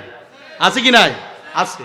আল্লাহ তাআলা বলছেন, এই জাতিকে আল্লাহ কিভাবে হেদায়েত করবে? যে জাতিকে বিশ্বাস করে, কোরআনকে বিশ্বাস করে, আল্লাহ রাসূলের আদর্শকে বিশ্বাস করে, আবার মাঝে মাঝে উল্টে যায়, এই জাতিকে আল্লাহ কিভাবে হেদায়েত করবে? কে বলছেন? আল্লাহ রাব্বুল আলামিন বলেন, মাঝে মাঝে স্বীকার করে, মাঝে মাঝে উল্টে যায়, মাঝে মাঝে একেবারে মুসলমান হয়ে যায়, আবার মাঝে মাঝে মুনাফিকি নীতি অবলম্বন করে। আছে কি নাই? আল্লাহ তাআলা বলছেন, উলাইকা জাযাউহুম আন্না আলাইহিম লা'নাতাল্লাহি ওয়াল মালাইকাতি ওয়ান নাসি আজমাইন। ওই সব ব্যক্তির উপর আল্লাহর লানত, ফেরেশতাদের লানত, দুনিয়ার সকল ঈমানদারের লানত। সুবহানাল্লাহ বলবেন না? কারা? যারা মুনাফিকি নীতি অবলম্বন করে, মাঝে মাঝে মুসলমান, আবার মাঝে মাঝে মুনাফিক, মাঝে মাঝে কুফরি করে, ঠিক কিনা? ঠিক কিনা? আল্লাহ রাব্বুল আলামিন বলেন, খালিদিনা ফিহা লা ইউখাফফাফু আনহুমুল আযাবু ওয়া লা হুম ইউনজারুন। তবে তাদের জন্য একটি পথ খোলা আছে, যারা নামাজ দোয়া সব কিছু ঠিকঠাক মতো করে, ইসলামকেও মানে, কোরআনকেও বিশ্বাস করে, রসুলকেও বিশ্বাস করে, মাঝে মাঝে আবার মুনাফিকি করে। আছে কি নাই? মুনাফিকি করে, কুফরি করে, তাদের জন্য একটি পথ খোলা আছে। তোমরা যদি একেবারে নিজেকে মুসলমান হিসেবে যদি ঘোষণা দিতে পারো, সমাজের মধ্যে চরিত্রকে লুকিয়ে না রেখে যদি তোমরা মানুষের সামনে যদি ঘোষণা দাও, কুল ইন্না সলাতি ওয়া নুসুকি ওয়া মাহয়ায়া ওয়া মামাতি লিল্লাহি রাব্বিল আলামিন। আমরা কি এই কথা ঘোষণা দিতে পারবো? পারবো? যদি ঘোষণা দিতে পারেন, কুল ইন্না সলাতি, নিশ্চয় আমার নামাজ, ওয়া নুসুকি, আমার কুরবানি, ওয়া মাহয়ায়া, আমার জীবন, ওয়া মামাতি, আমার মরণ, লিল্লাহি রাব্বিল আলামিন, একমাত্র কার জন্য? আল্লাহর জন্য। এই স্লোগান, এই কথা যদি সমাজের মধ্যে, রাস্তার মধ্যে, ময়দানের মধ্যে যদি ঘোষণা দিতে পারেন, তাহলে চোখ বন্ধ করে নিজেকে আপনি মুসলমান হিসেবে দাবি করতে পারবেন, ঠিক কিনা? এখন তো সহজে ধরা দিতে চায় না, এমন মানুষ আছে কি নাই? সহজে ধরা যায় না, এরা মুনাফিক। এইদিকে নয়, ওই দিকেও নয়, কোথায় থাকে? ঠিক আছে, আপনি রাস্তার ডান পাশেও যাবেন, ডান পাশেও হাঁটবেন না, বাম পাশেও হাঁটবেন না, আপনি রাস্তার সোজা মাঝখানে দাঁড়িয়ে থাকবেন, তার জীবন থাকবে? কি হয়ে যাবে? গাড়ি এমন মারবে, তার জীবন লন্ড বন্ড হয়ে যাবে, ঠিক কিনা?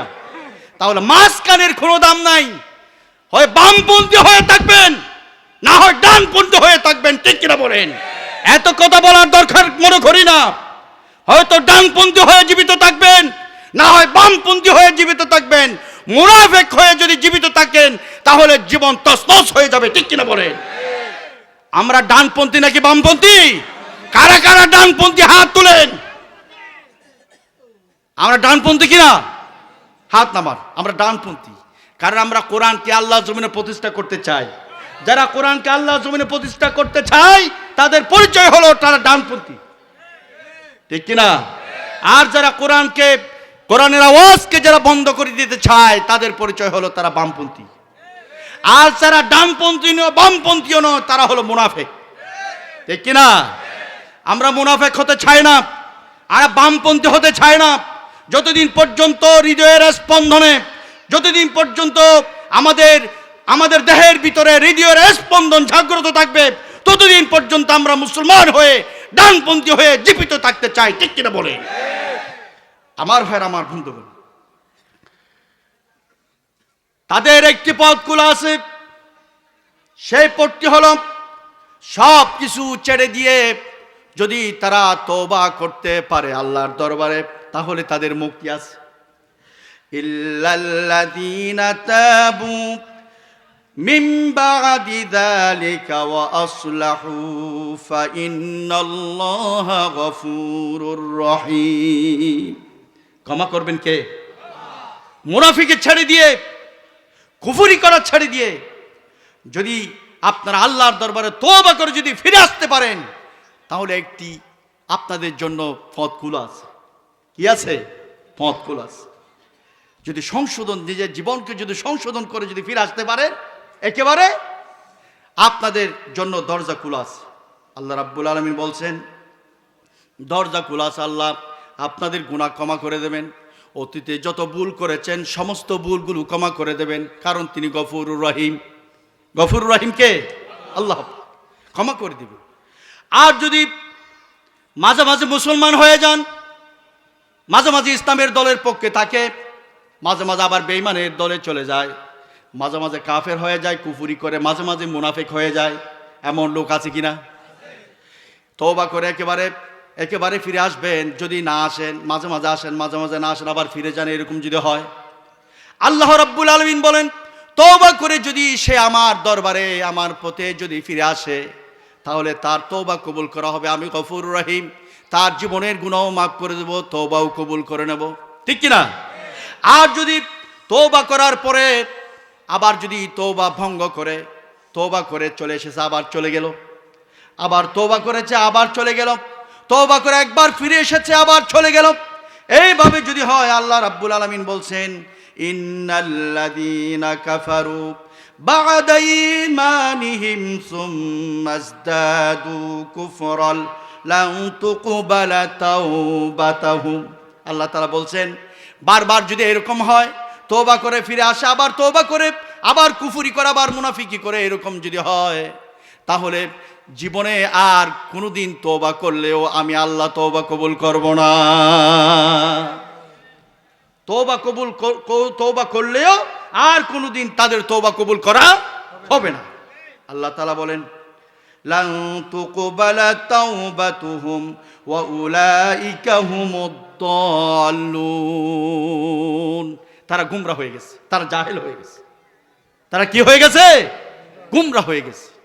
কারণ গুমরা না হলে কোনোদিন ইসলামের বিরোধিতা তারা করতো না, ঠিক কিনা? ইসলামের বিরোধিতা তারা করতো না।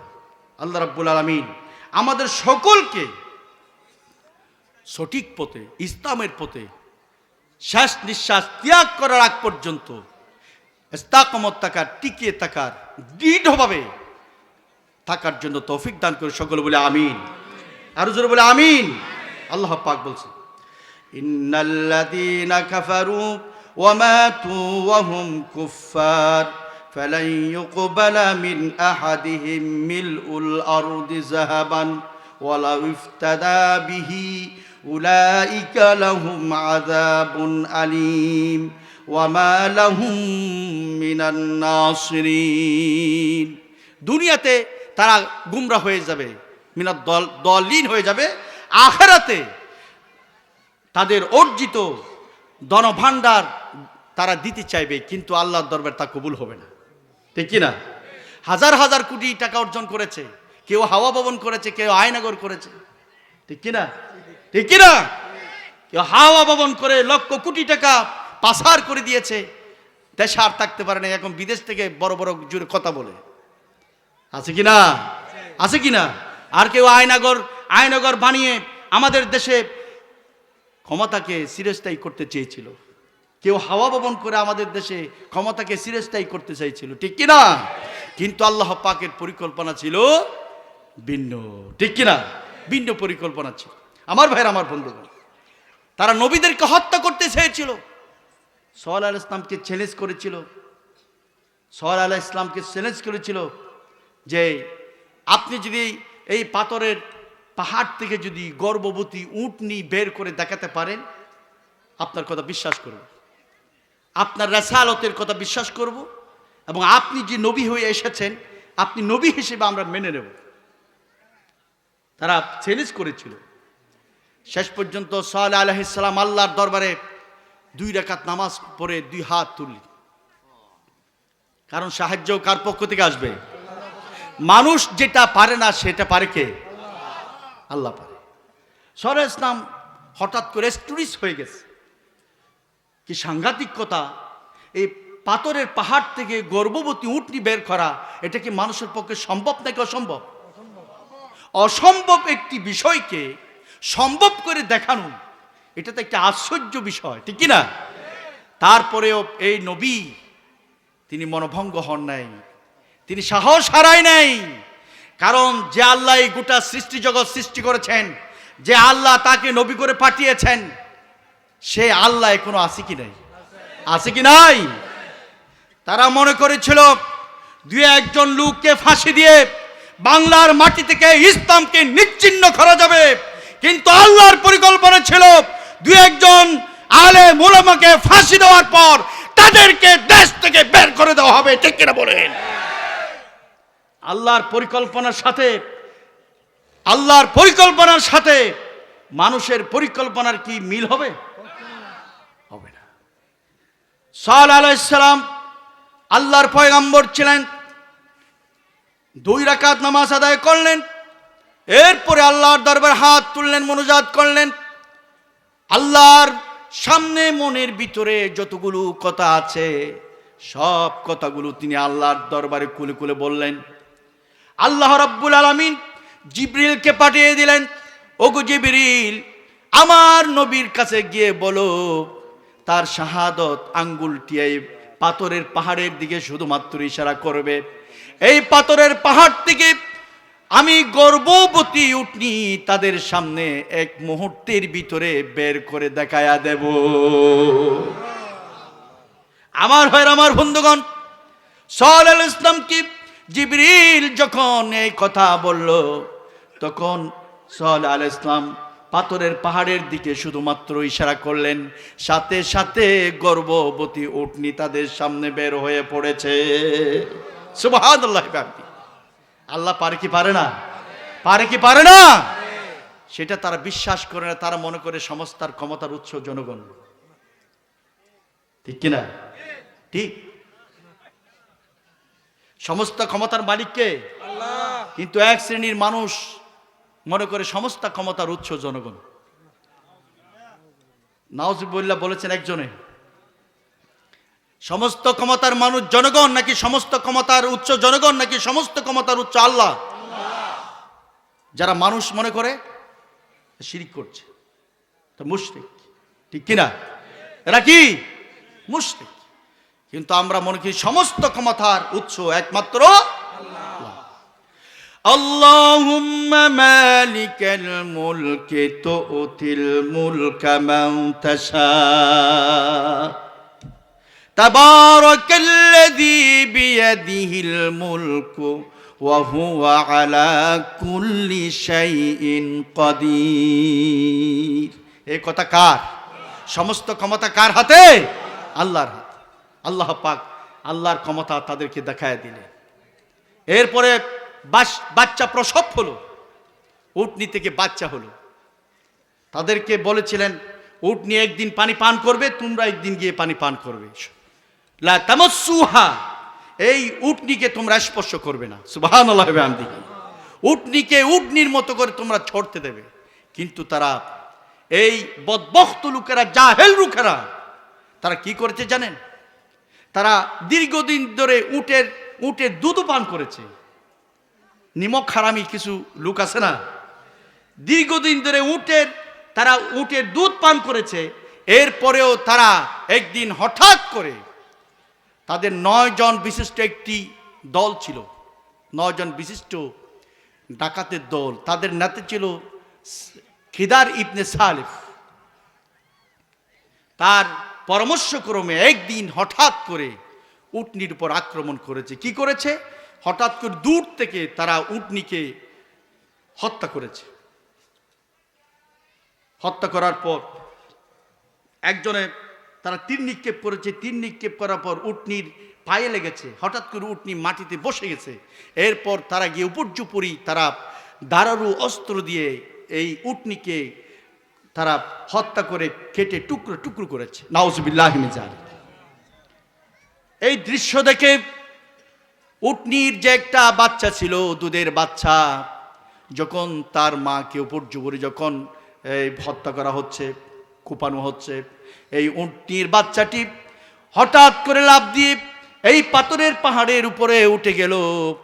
আল্লাহ রাব্বুল আলামিন উটনির বাচ্চার মুখে বাসা ফোটাইয়া দিলেন। উটনির বাচ্চা বলল, ইয়া রব্বি, ইয়া রব্বি, আইনা উম্মি, হে আমার রব, আমার মা কোথায়? আমার মাকে সালেহ আলাইহিস ইসলামের জাতিরা অস্ত্র, ধারালো অস্ত্র দিয়ে কেটে টুকরো টুকরো করেছে। কারণ এই উটনি ছিল আল্লাহর উটনি, নাকাতাল্লাহি। আল্লাহ তাআলা বলেছেন, নাকাতাল্লাহি ওয়া সুকিয়াহা ফাকাযযাবুহু ফাআকারুহা ফাদামদামা আলাইহিম রাব্বুহুম বিযামবিহিম ফাসাওয়াহা ওয়ালা ইয়াখাফু উকবাহা। আল্লাহ রাব্বুল আলামিন কোরআন শরীফের ভিতরে ওহী নাজিল করে দুনিয়ার সকল মানুষের সামনে সালেহ আলাইহিস ইসলামের জাতির চরিত্র উন্মুক্ত করে দিলেন। এরপরে তারা তাফসীরের ভিতরে এসেছে, পরে গিয়ে তারা এই বাচ্চাটিকে হত্যা করেছে। হত্যা করার পরে সিদ্ধান্ত গ্রহণ করেছে দুনিয়া থেকে সালেহ আলাইহিস ইসলামকে বিদায় দিয়ে দিবে, হত্যা করবে। হত্যা করার পরিকল্পনা গ্রহণ করেছে তারা। আল্লাহ রাব্বুল আলামিন যখন উটনিকে হত্যা করেছে, উটনির বাচ্চা হত্যা করেছে, এরপরে ওহী নাজিল করে সালেহ আলাইহিস ইসলামকে বলে দিয়েছে, হে সালেহ আলাইহিস ইসলাম, তাদেরকে 3 দিনের জন্য সময় দাও। কয়দিন? 3 দিন। কিন্তু আমাদের দেশে 45 মিনিট সময় চেয়েছিল, দেওয়া হয় নাই, ঠিক কিনা? কতক্ষণ সময় চেয়েছিল? 45 মিনিট সময় দাও, জাতির উদ্দেশ্যে জীবনের সর্বশেষ একটু ভাষণ দিয়া দিই। আর্মির প্রধান বলেছে, ম্যাডাম কোনো সময় নাই, ঠিক কিনা? সময় নাই, সময় দেওয়া হবে না। 5 মিনিট শুধুমাত্র সময় দেওয়া হয়েছে কোন রকম ব্রেকফাস্ট নিয়ে ওঠার জন্য। 5 মিনিটের ভিতরে উঠবেন, না হয় আপনাকে এরা ফেলে এখন টুকরো টুকরো করে ফেলবে, ঠিক কিনা? আমার ভাইরা, আমার বন্ধুগণ, সে আল্লাহ এখনো আছে কি নাই? কিন্তু আমরা তো শিক্ষা গ্রহণ করি না। ফেরাউনের লাশ তো এখনো আছে, আছে কিনা? ফেরাউনের লাশ এখনো আছে। আল্লাহ তাআলা নমরুদকে ধ্বংস করেছিলেন।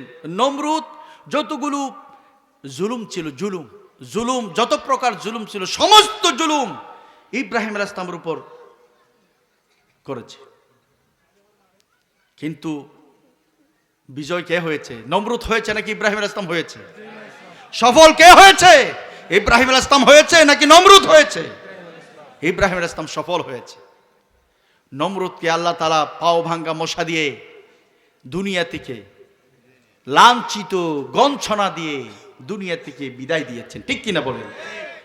কিন্তু এই স্বৈরা শাসকের এই বর্ণনা কোরআন শরীফে আসার পরেও আমরা কিন্তু সেটা গ্রহণ করছি না, ঠিক কিনা? যার কারণে আমাদের পরিণতি নমরুদ ফেরাউনের চাইতে ভয়াবহ হচ্ছে, ঠিক কিনা? এবার আপনারা বলেন, এই যে ফেরাউন যত নির্যাতন, যত জুলুম আছে মূসা আলাইহিস সালামের উপর করেছে। মূসা আলাইহিস সালাম দেশ থেকে পালিয়ে মাদায়ান শহরে চলে গিয়েছিলেন, 8 বছর ছিলেন। শুআয়ব আলাইহিস সালামের ছাগল চড়িয়েছে, কয় বছর? 8 বছর। একজন নবী, জলিলুল কদর নবী, যে নবী দুনিয়া থেকে আল্লাহর সাথে কথা বলতেন, সুবহানাল্লাহি ওয়া বিহামদিহি, এমন একজন নবীকে অত্যাচার, নির্যাতন, জুলুম কাকে বলে? এই ফেরাউন করতে করতে নিজের জন্মভূমি ত্যাগ করে মাদায়ান শহরে চলে গিয়েছে। 8 বছর সেখানে অবস্থান করার পরে তিনি মিশরে ফিরে এসেছে, সুবহানাল্লাহি ওয়া বিহামদিহি। সেই ফেরাউনকে সাগরের পানি খাওয়ায়া, সাগরের খাদা মাটি দিয়ে মুখের উপর মেরে পানিতে ছুবায়া দুনিয়া থেকে শেষ করার পর তার লাশকে দুনিয়াবাসীর জন্য এখনো পর্যন্ত মিশরের মিউজিয়াম। কিন্তু সেই সালেহ ইসলামের উটনি যে কূপ থেকে পানি পান করছে, কূপ এখনো আছে। সোহেল ইসলামের জাতি যে জায়গায় ধ্বংস হয়েছে, এক রাতে সমস্ত বাড়ি ঘর ধ্বংস হয়ে গেছে, বিরাম হয়ে গেছে, সেই জায়গাও এখনো আছে, আছে কি নাই? কিন্তু সেই 32 নম্বর বাড়ি কি আর আছে? আছে নাকি? কোথায়? 34 হয়ে গেছে, ঠিক কিনা? এই জাতি বিচার করেছে, বিচার আল্লাহকে করতে হয় নাই, এই বিচার আল্লাহ জাতির হাতে তুলে দিয়েছেন। জাতি বিচার করেছে, আল্লাহর বিচার এখনো আছে, ঠিক কিনা? এখনো আছে। এগুলো ইতিহাস, আমাদেরকে শিক্ষা গ্রহণ করতে হবে। আমার ভাইরা, আমার বন্ধুগণ, কোরআনের পথে থাকবো। এই কোরআন আমাদেরকে জান্নাতে নিয়ে যাবে। আল্লাহ পাক বলেন, শাহরু রমাদানাল্লাযী উনজিলা ফীহিল কুরআন হুদাল লিন্নাসি ওয়া বাইয়িনাতিম মিনাল হুদা ওয়াল ফুরকান। শাহরু রমাদান, এটা এই রমজান মাস, এটা এমন বরকতময় মাস যে মাসে আল্লাহ তাআলা কোরআন নাজিল করেছেন মানুষের হেদায়েতের জন্য। সুতরাং হেদায়েতের কিতাব আমাদেরকে, এই কোরআনকে আমাদেরকে হেদায়েত হিসেবে গ্রহণ করতে হবে, ঠিক কিনা? কিন্তু কোরআন এখন এতিম হয়ে আছে। অধিকাংশ মানুষের বাড়িতে তেলাওয়াত হয় না, মাসাতে রেখে দেওয়া হয়েছে।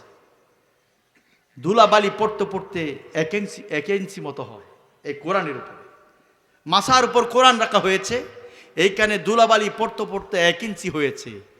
দিন যায়, রাত যায়, সপ্তাহ যায়, মাস যায়, বছরে কোরআন ধরে না এমন পরিবার আছে কিনা? আছে কিনা? এই কোরআনকে এইভাবে ফেলে দেওয়ার জন্য আসে নাই। এই কোরআন একদিন আপনার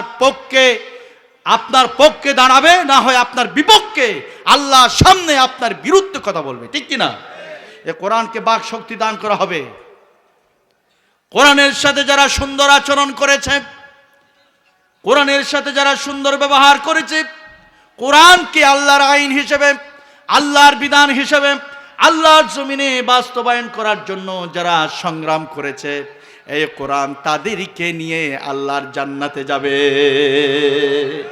ওই সব আল্লাহর বান্দাদেরকে নিয়ে এই কোরআন আল্লাহর সামনে দাঁড়াবে, বলবে, রব্বুল আলামিন, আমি কোরআনকে আল্লাহর জমিনে বাস্তবায়ন করার জন্য এই লোকগুলো সংগ্রাম করেছিল।